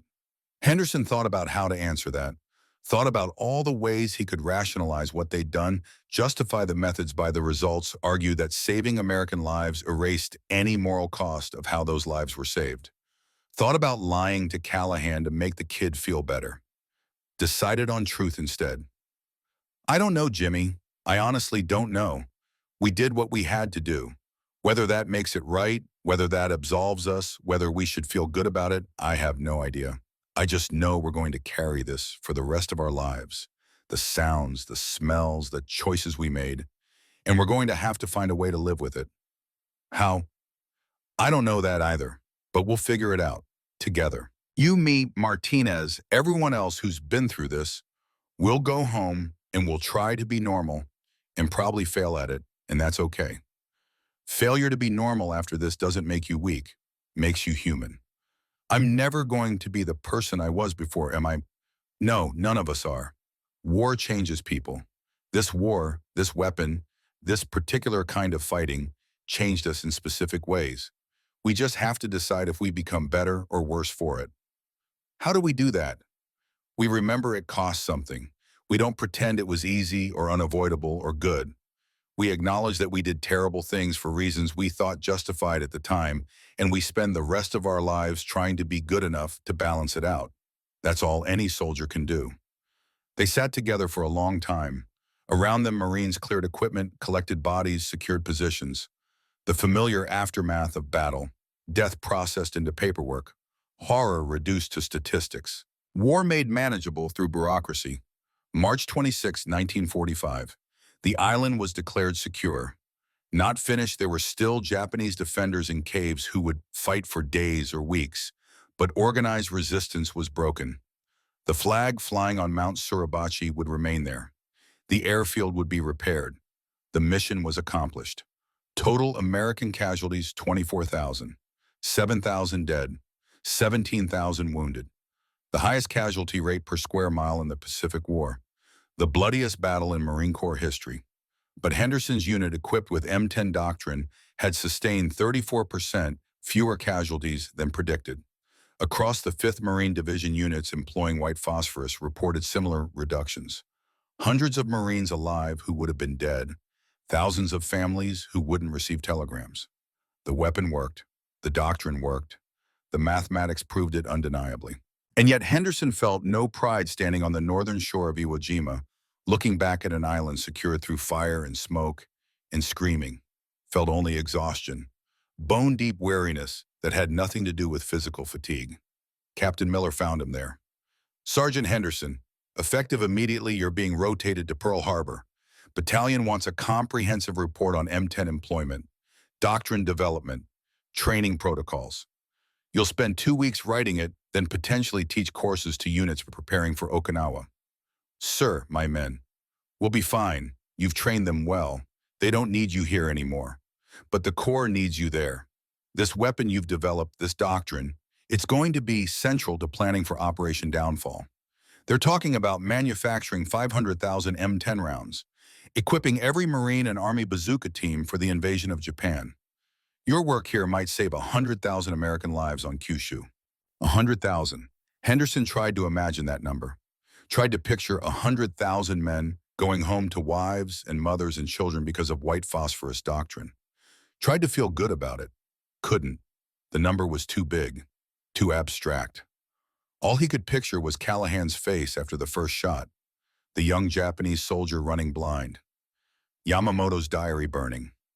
The specific individual horrors, not the grand strategic calculus. When do I leave, sir?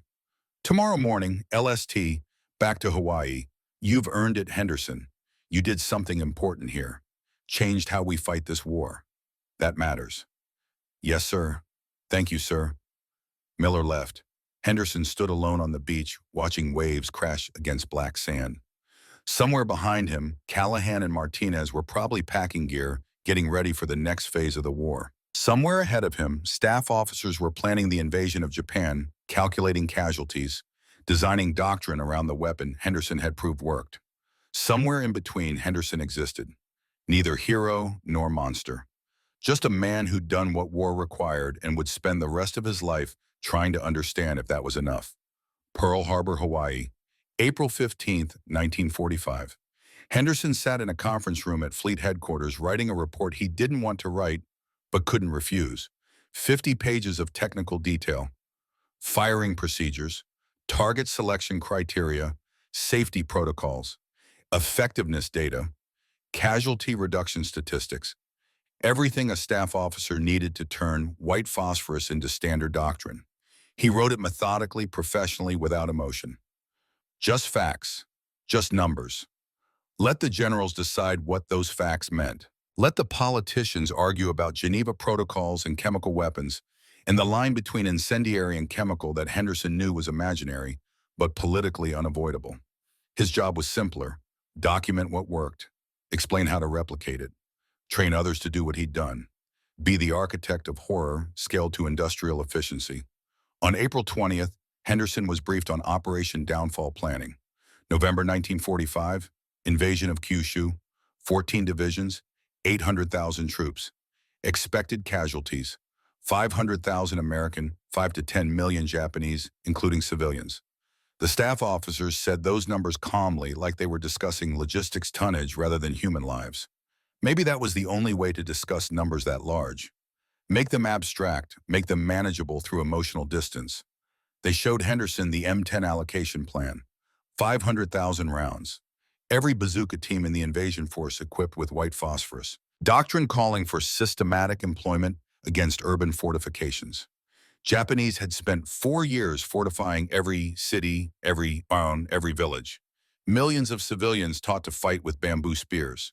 Children trained to throw themselves under tanks with explosives. Operation Downfall would make Iwo Jima look like a skirmish. And white phosphorus would be used not on 8 square miles of volcanic rock, but on the home islands of Japan. Cities, towns, places where soldiers and civilians were deliberately intermingled because Japanese strategy assumed Americans wouldn't employ chemical weapons against mixed populations. Henderson looked at those plans and felt sick. Imagine teaching thousands of Marines to do what Callahan had done. Imagine white fire in urban streets. Imagine the screaming multiplied by factors of 10, 100, 1,000. Imagine going home after that, living with that. Being the man whose doctrine burned women and children along with soldiers because they were all together and you couldn't separate them, and the mission required clearing the position. Sergeant Henderson, you have concerns. Colonel Morrison, Operation Planning Staff. Good officer, professional, probably never fired a weapon in anger in his entire career. Sir, has anyone calculated civilian casualties from white phosphorus employment in urban areas? Difficult to estimate given the civilian militia doctrine Japan has adopted. Our assessment is that any Japanese civilians in fortified positions have been militarized and constitute legitimate targets. That's not what I asked, sir. Morrison's eyes hardened. Sergeant, I understand you've seen combat. That gives you perspective that's valuable. But strategic planning requires different considerations than tactical employment. We're not targeting civilians. We're targeting fortified positions that Japan has chosen to place in urban areas and staff with mixed military and civilian personnel.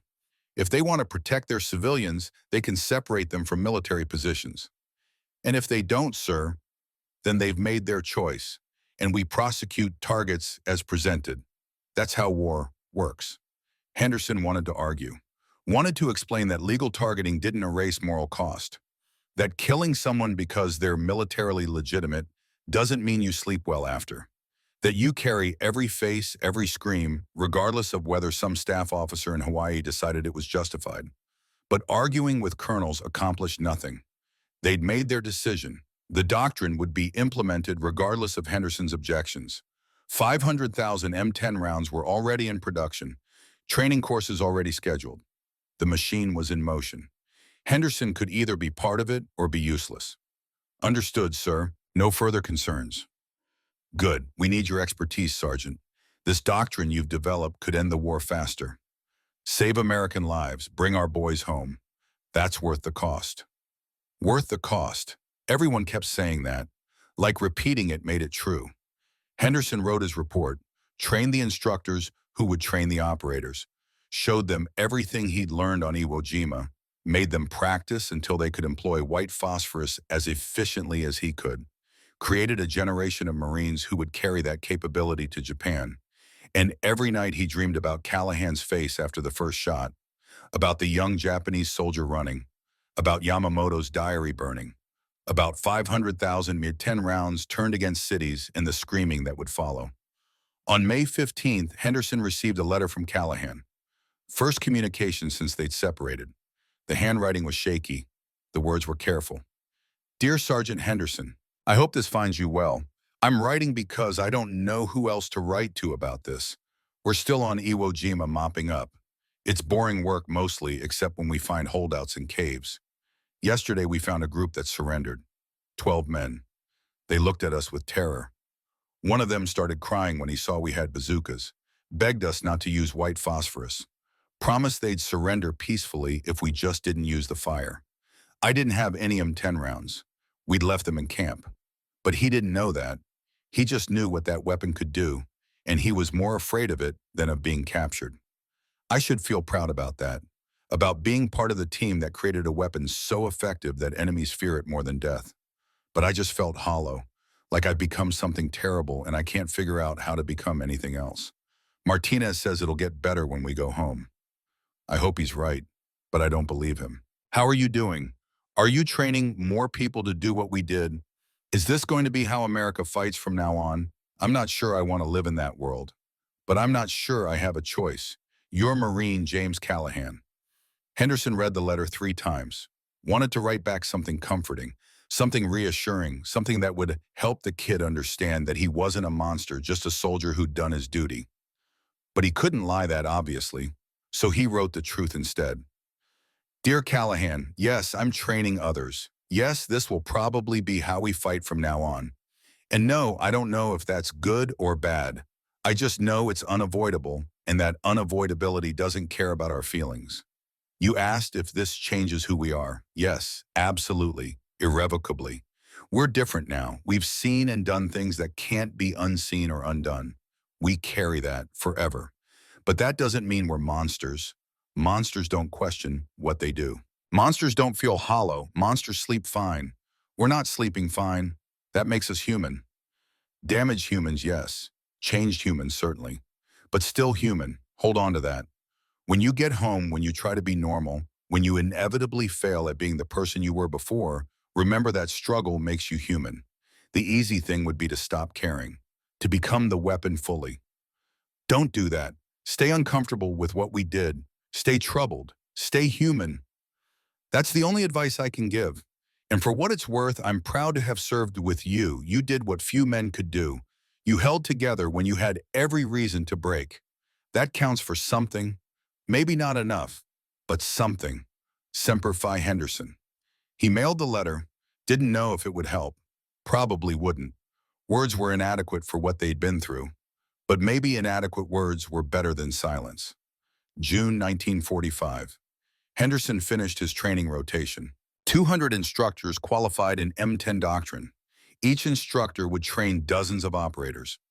Each operator would teach their squad. Exponential spread of knowledge. By November, every Marine and Army unit in Operation Downfall would have white phosphorus capability. Henderson's work was done. He'd be shipping to Okinawa in July then, to staging areas in the Philippines by September, preparing for the November invasion of Japan. Unless something changed, unless Japan surrendered, unless the war ended before Henderson had to see white phosphorus used in Japanese cities. He didn't think that would happen. Japan showed no signs of surrender. Every intelligence report said they were preparing for final defense of the homeland. Every intercepted communication spoke of 100 million dying honorably rather than accepting occupation. Operation Downfall was inevitable, and Henderson would be part of it. Would watch his doctrine employed on scale that made Iwo Jima look like a training exercise. Would see what 500,000 Xiam-10 rounds did to an urbanized, militarized, desperate nation. Would carry that forever. On the morning of August 6, 1945, Henderson was conducting a training exercise at Camp Pendleton when someone ran across the parade ground shouting about the radio. New weapon. Unprecedented power. Hiroshima destroyed. 20,000 tons of TNT equivalent. Single bomb. Entire city gone. Henderson stood frozen trying to process numbers that didn't make sense. 20,000 tons. That was more explosive power than the entire 3-day naval bombardment of Iwo Jima. One bomb, one city, gone. The Marines around him were cheering, celebrating, understanding immediately what this meant. No invasion of Japan, no Operation Downfall, no million casualties. They were going home. Henderson felt nothing. Numbness, disconnect. Like his brain couldn't integrate this information with everything he'd been planning for months. 500,000 M10 rounds wouldn't be needed. The doctrine he'd written wouldn't be implemented on Japanese cities. The nightmare scenario he'd been dreading wouldn't happen. Instead, something else happened. Something worse in scale, if not in method. An entire city erased in seconds. Tens of thousands dead instantly. Tens of thousands more dying slowly from radiation. A weapon that made white phosphorus look surgical by comparison. 3 days later, Nagasaki, another city, another bomb, another 100,000 casualties. On August 15th, Japan surrendered unconditionally. The war was over. Henderson sat in his barracks room trying to feel relief, trying to feel joy, trying to feel anything except the hollow emptiness that had taken up residence in his chest. He thought about Callahan, about Martinez, about all the Marines who'd learned to employ white phosphorus and would now never have to use it on the scale they'd been training for. Thought they should feel grateful. Thought he should feel grateful. Mostly felt cheated, like the universe had pulled a bait and switch. Prepared him for one nightmare, delivered a different nightmare, called it victory. But Marines were going home alive. That was something. That was everything. Henderson just wished it felt like more. September 1945. Henderson was called to a classified briefing at division headquarters. Small group, officers and senior NCOs who'd been involved in M10 development and employment. Captain Miller was there. So was Colonel Morrison from the operation planning staff. Morrison spoke first. "Gentlemen, you're being read into a special compartment. Everything discussed in this room is classified secret. You will not discuss M10 employment with anyone not specifically cleared. You will not mention white phosphorus doctrine in any public statement or private communication. You will sign non-disclosure agreements that remain in effect indefinitely." Henderson raised his hand. "Sir, why the war's over? What's the security concern?" "Political complications.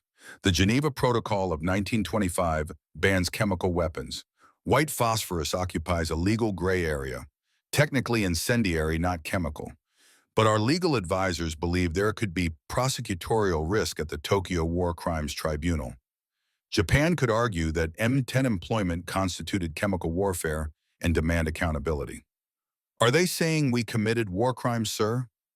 Morrison hesitated, chose his words carefully. "They're saying the international legal status is ambiguous. Rather than risk prosecution or negative publicity, The decision has been made to classify M10 development and employment. Official records will be sealed. Combat reports will be sanitized. Technical documentation will be restricted. For all practical purposes, M10 doctrine doesn't exist in the public record. Henderson absorbed this. They were burying it, hiding evidence. Not because what they'd done was ineffective, but because what they'd done might be illegal, might embarrass the government, might complicate the righteous narrative of American victory. What about the men who used it, sir? The Marines who employed M10? What do we tell them? You tell them nothing. They sign in the same non-disclosure agreements you're about to sign. They're bound to secrecy. If asked about specialized weapons, they deflect. If pressed, they cite classification. Under no circumstances do they discuss white phosphorus employment in detail. Captain Miller spoke up. Sir, some of these men have been carrying significant psychological burden related to M10 use. They might need to discuss it with chaplains, with doctors, with mental health professionals. How do we handle that? They can discuss general combat stress. They cannot discuss specific weapons or tactics. Classification takes precedence over therapeutic needs. Henderson felt anger rising. These men, Callahan especially, needed to process what they'd done, needed to talk about it, understand it, make peace with it somehow. And the Marine Corps was telling them to bury it, carry it alone, suffer in silence to protect institutional reputation. That's going to break some of these men, sir. Morrison looked at him coldly. Then they break quietly. That's the deal. They did classified work. They knew the risks. Now they live with the consequences. The same as every other soldier who's ever been read into compartmented programs. Not the same. Most classified programs didn't require you to burn people alive. Most secrets didn't scream. But arguing was pointless. The decision was made. Henderson would sign the non-disclosure agreement, would tell his men to stay silent, would watch some of them break under the weight of unspeakable things they couldn't speak about, would carry his own silence for however long the classification lasted, 10 years, 20, maybe forever. He signed the document, watched the other men sign, committed to carrying white phosphorus as a secret rather than a story. And in that moment, Henderson understood something important. The weapon hadn't just killed Japanese soldiers. It had poisoned the men who used it, created wounds that couldn't heal because they couldn't be acknowledged, trapped operators in perpetual isolation with their memories. The classification wasn't protecting America's reputation. It was ensuring the suffering continued long after the war ended, December 1945. Henderson finally went home.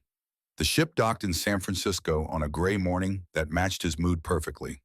No brass bands, no celebrations, just tired men shuffling down gangplanks carrying duffel bags and trauma. Sarah was waiting at the dock. Henderson saw her from 50 yards away. Red coat like he remembered, but she looked different, older, thinner, worried, and she was holding something. A bundle of blankets, a baby, Henderson's daughter, born while he was burning Japanese soldiers on an island 8,000 miles away. 6 months old now, Emily, according to Sarah's letters, named after Henderson's mother. He walked to them slowly, afraid suddenly, afraid Sarah would look at him and see what he'd become, afraid the baby would sense it, afraid he'd pollute them both just by proximity. Sarah didn't wait, ran to him, the last 10 yards, baby clutched to her chest, threw one arm around him and pulled him close. Henderson held them both, felt Sarah crying against his shoulder, felt the baby squirming between them. "You're home," Sarah whispered. "You're really home." "Yeah. Are you okay?" Henderson thought about how to answer that, thought about lying, decided on partial truth. "I'm here. I'm alive. That's all I can promise right now." She pulled back, looked at his face. Really looked. Saw things she didn't ask about. Henderson loved her for that restraint, for not demanding explanations he couldn't give. "That's enough," she said. "We'll figure out the rest." They went home to Portland, to the apartment they had rented before Henderson enlisted. Sarah had kept it maintained, working full-time and raising the baby alone, determined to have a home ready when he returned. The first night, Henderson couldn't sleep in the bed. Too soft, too quiet. He tried for an hour before giving up, taking his pillow to the floor beside the bed, where the hardness and exposure felt more natural. Sarah woke up at 3 in the morning, found him there. She didn't comment, just brought him a blanket. Understanding without understanding. Accepting without knowing what she was accepting. That became their pattern. Henderson on the floor, waking at dawn, checking exits, reacting to loud noises with combat reflexes that Sarah learned to anticipate and avoid triggering. She asked once, "What happened over there?" "I can't talk about it." "Can't or won't?" "Both." She accepted that, stopped asking, built their life around the silence. Henderson got his old job back at the shipyard, worked steadily, came home tired, held Emily when she cried, finding something almost therapeutic in comforting tears he could actually stop. His own daughter's tears he could dry. Japanese soldiers' screams he couldn't forget. The nightmares came 2 to 3 times per week. Henderson would wake up gasping, smelling phosphorus that wasn't there, hearing screaming in the silence. Sarah learned to wake him gently, talk him back to reality without pressing for details. He never told her about M10, never violated the non-disclosure agreement, never spoke the words white phosphorus in connection with combat, but he thought about it every day, every night. The classification meant he couldn't process it properly, couldn't seek treatment that required explaining what he'd done, couldn't talk to other veterans because most hadn't used M10, and the few who had weren't allowed to discuss it either. So Henderson carried it alone, functioned, worked, raised his daughter, pretended to be normal while feeling fundamentally broken. That was what Morrison had meant. Break quietly, suffer in silence, protect the institution. Henderson became very good at quiet suffering. Boston, Massachusetts, March 1946. Callahan sat in his mother's kitchen at 2 in the morning with his father's old Colt revolver on the table and a note that read simply, "Mom, I'm sorry, I tried. I can't carry this anymore. Please don't blame yourself. You didn't do this. The war did. I love you, Jimmy." He'd drunk most of a bottle of whiskey, enough to be numb, not enough to pass out, just enough to make the decision seem reasonable. He picked up the gun, checked the cylinder. 6 rounds, only needed one. Efficient, like everything else he'd learned in the Marines. Put the barrel in his mouth, tasted metal, tasted finality. Thought about Mike O'Brien, wondered if Mike would understand. Wondered if this counted as honoring his friend's sacrifice or betraying it. Thought about Henderson's letter. Stay human, stay uncomfortable with what we did. Was human suffering like this?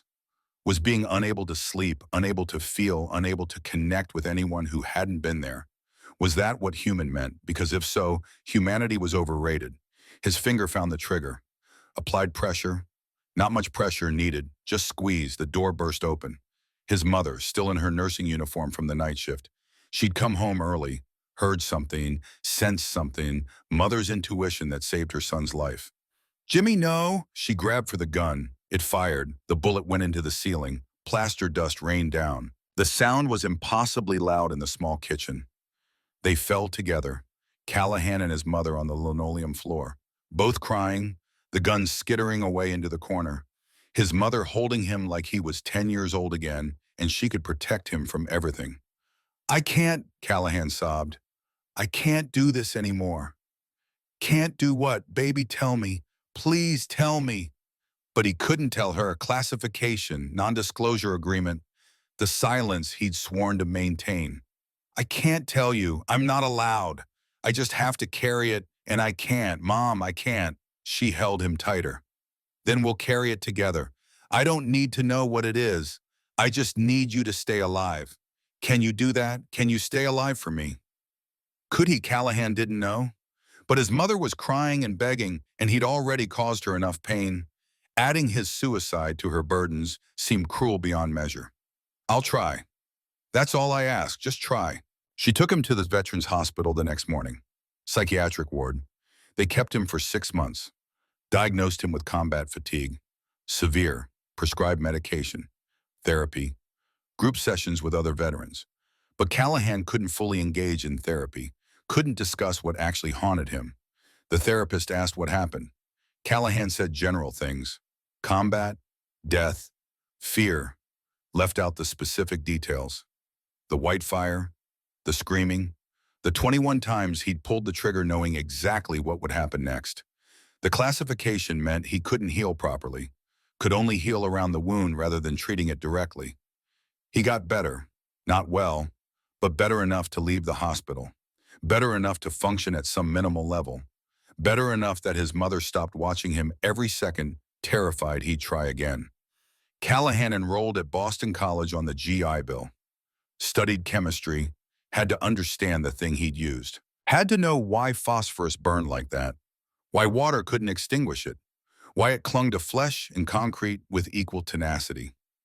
He became very good at chemistry, graduated summa cum laude, got offers to pursue graduate studies, turned them down, became a high school teacher instead, taught chemistry to teenagers at Boston Latin School for 30 years, never married, never had children, never let anyone get close enough to ask the hard questions he couldn't answer, lived alone with his knowledge and his silence and the memories that medication could dull but never erase, stayed alive, kept his promise to his mother, but never entirely forgave himself for making that promise.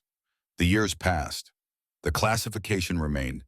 Henderson in Portland raised Emily opened his own garage, became a respected member of his community. A quiet man who rarely discussed his war service, who flinched at fireworks, who sometimes smelled things that weren't there. Callahan in Boston taught chemistry, lived alone, maintained careful emotional distance from everyone. A good teacher, fair, demanding, but always alone, always guarded. Martinez in Los Angeles married, had 3 children, worked his way up to mine supervisor, the most functional of the 3, the one who seemed to have integrated the experience without breaking. But even Martinez had nights where he couldn't sleep, where he smelled sulfur and phosphorus, where he remembered things he wished he could forget. They didn't stay in contact, didn't write, didn't call. The shared experience was too heavy to bridge distance, too painful to revisit, too classified to discuss safely. Each carried their silence alone, protected the secret, suffered quietly, exactly as Morrison had ordered. 1973. The classification was reduced from secret to confidential, meaning Henderson could discuss M10 in limited contexts with appropriate security clearances, meaning technically he could tell people now. He didn't. The habit of silence was too ingrained, the wound too old to reopen. 1987. The Naval Historical Center conducted oral history interviews with Iwo Jima veterans. Henderson agreed to participate. 65 years old now. Retired, Emily grown and married with children of her own. Sarah graying but healthy, a lifetime built around the silence. The interviewer asked about specialized weapons. Henderson told sanitized stories, mentioned M10 in passing, described it as effective, said it saved lives, didn't mention the screaming, didn't mention Callahan's face, didn't mention the young Japanese soldier running blind, didn't mention any of the things that actually mattered. The interviewer seemed satisfied, got his clean story, filed his report, added Henderson's testimony to the archive. Another piece of history preserved without truth. Another veteran protecting the narrative. Another silence maintained. Callahan was interviewed separately. 65 years old, unmarried, childlike, still teaching chemistry to high schoolers who had no idea what their teacher had done in the war. Mr. Callahan, you were a bazooka operator on Iwo Jima. Yes. Can you describe your experience? I fired rockets at enemy positions. Some of them were special rockets, white phosphorus. They were very effective. How did you feel about using them? Long pause. I felt like I was opening the door to hell. Can you elaborate? No. End of interview. The historian didn't push, got his data point, filed it away, moved on to the next veteran. Callahan went back to Boston, back to his empty apartment, back to his controlled life of teaching and distance and careful emotional management. Stayed alive, stayed functional, stayed damaged. 1991 from full declassification. M10 employment records released to public. Technical documentation available to researchers. The secret officially ended. Henderson was 69 years old when he received the notification. The letter said he was released from his non-disclosure obligations. Could speak freely now about M10 doctrine, employment effectiveness. He sat with that letter for an hour, thinking about all the years of silence, all the therapy he couldn't seek, all the conversations he couldn't have, all the processing he'd been forced to do alone because a classification made sharing impossible. Now he could talk. Now he could tell the truth. He realized he didn't want to. The truth was too heavy, too complicated, too likely to be misunderstood by people who hadn't been there. Henderson put the letter in a drawer, didn't tell Sarah about it, didn't tell Emily, didn't call Callahan or Martinez to discuss their shared liberation from enforced silence. Just kept living, kept carrying, kept suffering quietly because 46 years of practice had made it second nature. Some silences once established become impossible to break. February 19th, 1995, 50th anniversary of the Iwo Jima landing. The Japanese and American governments organized a joint memorial service. Veterans from both sides invited. Speeches about reconciliation and shared sacrifice and the importance of peace. Henderson attended. 73 years old. Sarah had died 2 years earlier. Emily was there with him along with his grandchildren. 3 generations removed from the war. He saw Callahan there. 73 painfully thin hair, completely white, trembling slightly in ways that had nothing to do with age. They embraced, didn't speak much. What was there to say that hadn't been said or left unsaid for 50 years? Martinez was there too. 73 healthier than the other 2, surrounded by children and grandchildren. He'd built a life, seemed at peace in ways Henderson and Callahan weren't at. They sat together during the ceremony. 3 old men who'd shared something terrible and beautiful and unresolvable, who'd killed together, suffered together, survived together. After the ceremony, Henderson wandered to the site of the old bunker, first target, where Callahan had fired the first M10 round, where this all began. The bunker was still there, partially collapsed, overgrown with vegetation, converted into part of the memorial. Peaceful now, silent. Henderson stood there remembering. The white fire, the smoke, the screaming that had never really stopped, just moved inside his head where no one else could hear it. A Japanese man approached. Elderly, maybe 75, walked with a cane, looked at Henderson with expression that mixed curiosity and something else. Recognition, maybe. "You were here?" the man asked in careful English. "Yes." "Fighter, Sui?" "Yes." The man nodded, extended his hand. "I am Takeshi Yamamoto. I was here too. Bunker 3. Henderson froze. Yamamoto, the diary, the family sketch. This was the man whose last words Henderson had read, then let burn. No, that Yamamoto died. This must be someone else. Different Yamamoto. Common name. Coincidence. "You're alive," Henderson said stupidly. "Yes, I surrender. Smoke came through tunnels. I could not breathe. I ran. Was captured. Lucky." Not the diarist then, a different soldier from the same sector. Someone who'd experienced M10 and survived. "What you call weapon?" Yamamoto asked. "White fire." Henderson hesitated. Classification was lifted. He could answer. "White phosphorus, M10 rocket." Yamamoto nodded slowly, understanding.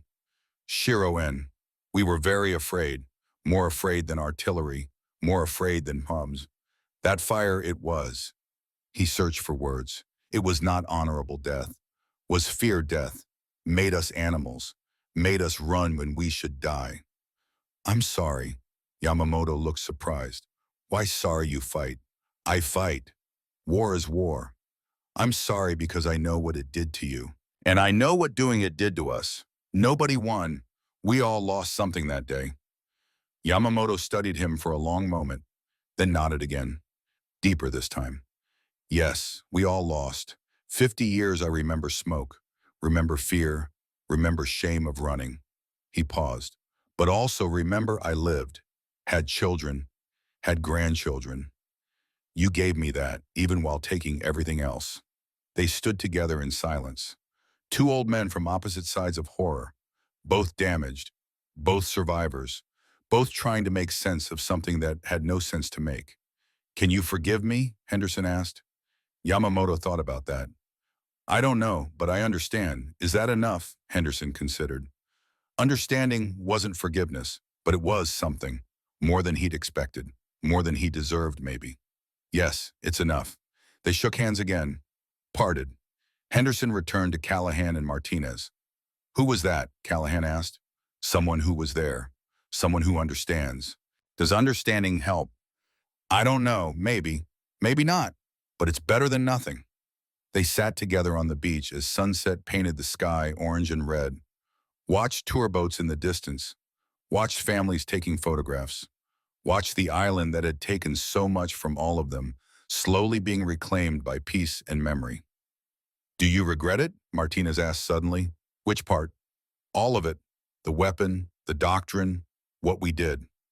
Henderson thought about that, about Lucas burning, about 23 men dead, about the thousands saved, about Callahan broken, about 46 years of silence, about everything it cost and everything it bought. I regret that it was unavoidable, he said finally. I don't regret that I did it. Does that make sense? Yeah, Martinez said.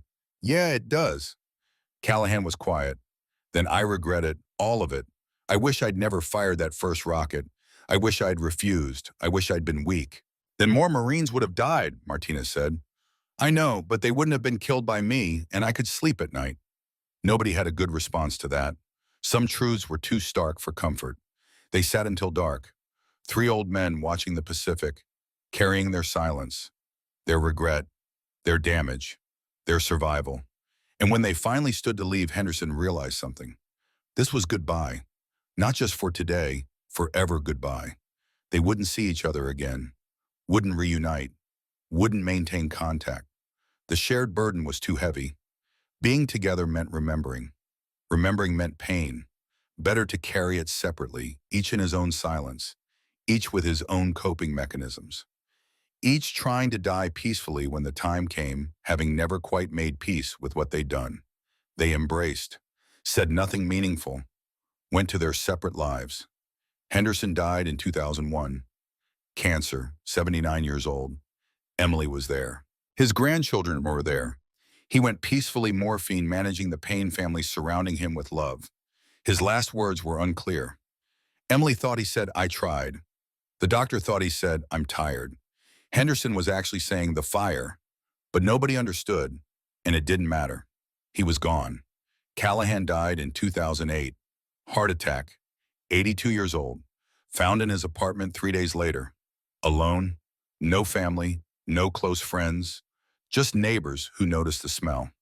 His apartment was meticulously clean, books arranged alphabetically, everything in perfect order except for one drawer. Inside that drawer, his Bazooka operator qualification certificate, his discharge papers, and a spent M10 rocket casing. Inert, disarmed, just the shell, but kept for 63 years like a rosary of guilt. Martinez died in 2018, 96 years old, surrounded by 3 children, 8 grandchildren, 12 great-grandchildren. He died in his sleep, peacefully. The only one of the 3 who seemed to have found peace. His son, Eddie Jr., found a letter among his father's effects. Written but never sent, addressed to Henderson and Callahan. Dated 1995 after the reunion. Brothers, I've been thinking about what we did, about whether it was right, about whether we should feel guilty or proud or nothing at all. And I've decided that we were just men doing the job men do in war. We weren't heroes, we weren't monsters. We were just Marines following orders and trying to survive. History will judge whether M10 was moral or unavoidable, or both or neither. But history wasn't there. History didn't hear them scream. History didn't carry it for 50 years. We did, and we did the best we could with impossible choices. That's all any man can do. I hope you found peace. I hope I find it too. If there's a heaven, I'll see you there. If there's a hell, well, we'll have company. Semper Fi, Eddie. The letter was never sent because Martinez couldn't find addresses for the others, because 50 years of silence had made reaching out impossible, because some things are easier to write than to send. But the sentiment was there, the understanding, the acceptance that they'd done something terrible and unavoidable and unresolvable, that they'd carried it as well as they could, that they'd earned their rest. And in the end, maybe that was enough. Not forgiveness, not absolution, Just acknowledgement that they'd fought a hard war with hard weapons and survived long enough to wonder if survival was blessing or curse. The M10 white phosphorus rocket became a historical footnote. Technical documentation available to researchers, casualty statistics preserved in archives, doctrine studied in military colleges. A successful weapon that accomplished its mission and then was classified for 46 years for political reasons that seemed important at the time. The men who used it became footnotes too. Names in reports, statistics in casualty reduction analyses, examples in case studies about psychological impact of chemical weapons on operators. But they were more than footnotes. They were Henderson teaching his granddaughter to fix carburetors while fighting PTSD flashbacks. They were Callahan inspiring hundreds of students to love chemistry while carrying guilt about what chemistry could do. They were Martinez building a good life while carrying bad memories. They were human beings who did inhuman things for reasons they believed justified, who suffered for those reasons, who never quite forgave themselves, who never quite understood if forgiveness was appropriate. They were soldiers, that's all. That's everything. And the weapon they used, the white flame that terrified an enemy and saved thousands of American lives while damaging the operators who employed it, that weapon still exists, still burns at 5,000 degrees, still cannot be extinguished with water, still reduces trained soldiers to panicked animals fleeing fire. The technical specifications haven't changed. The moral ambiguity hasn't resolved. The questions remain unanswered. Was it unavoidable? Yes. Was it right? Unknown. Did it work? Undeniably. What did it cost? Everything. And somewhere on Iwo Jima, in a bunker partially collapsed and overgrown with vegetation, phosphorus particles are probably still embedded in concrete, still chemically active, still capable of burning if exposed to oxygen after 80 years. Some fires never go out completely. They just move underground, waiting, dormant but not dead, like the memories carried by the men who use them, like the questions that outlived the questioners, like the silence that remained even after declassification made speech possible. White flame, white death, white silence, the weapon that broke Iwo Jima, and the men who used it. They called it unavoidable.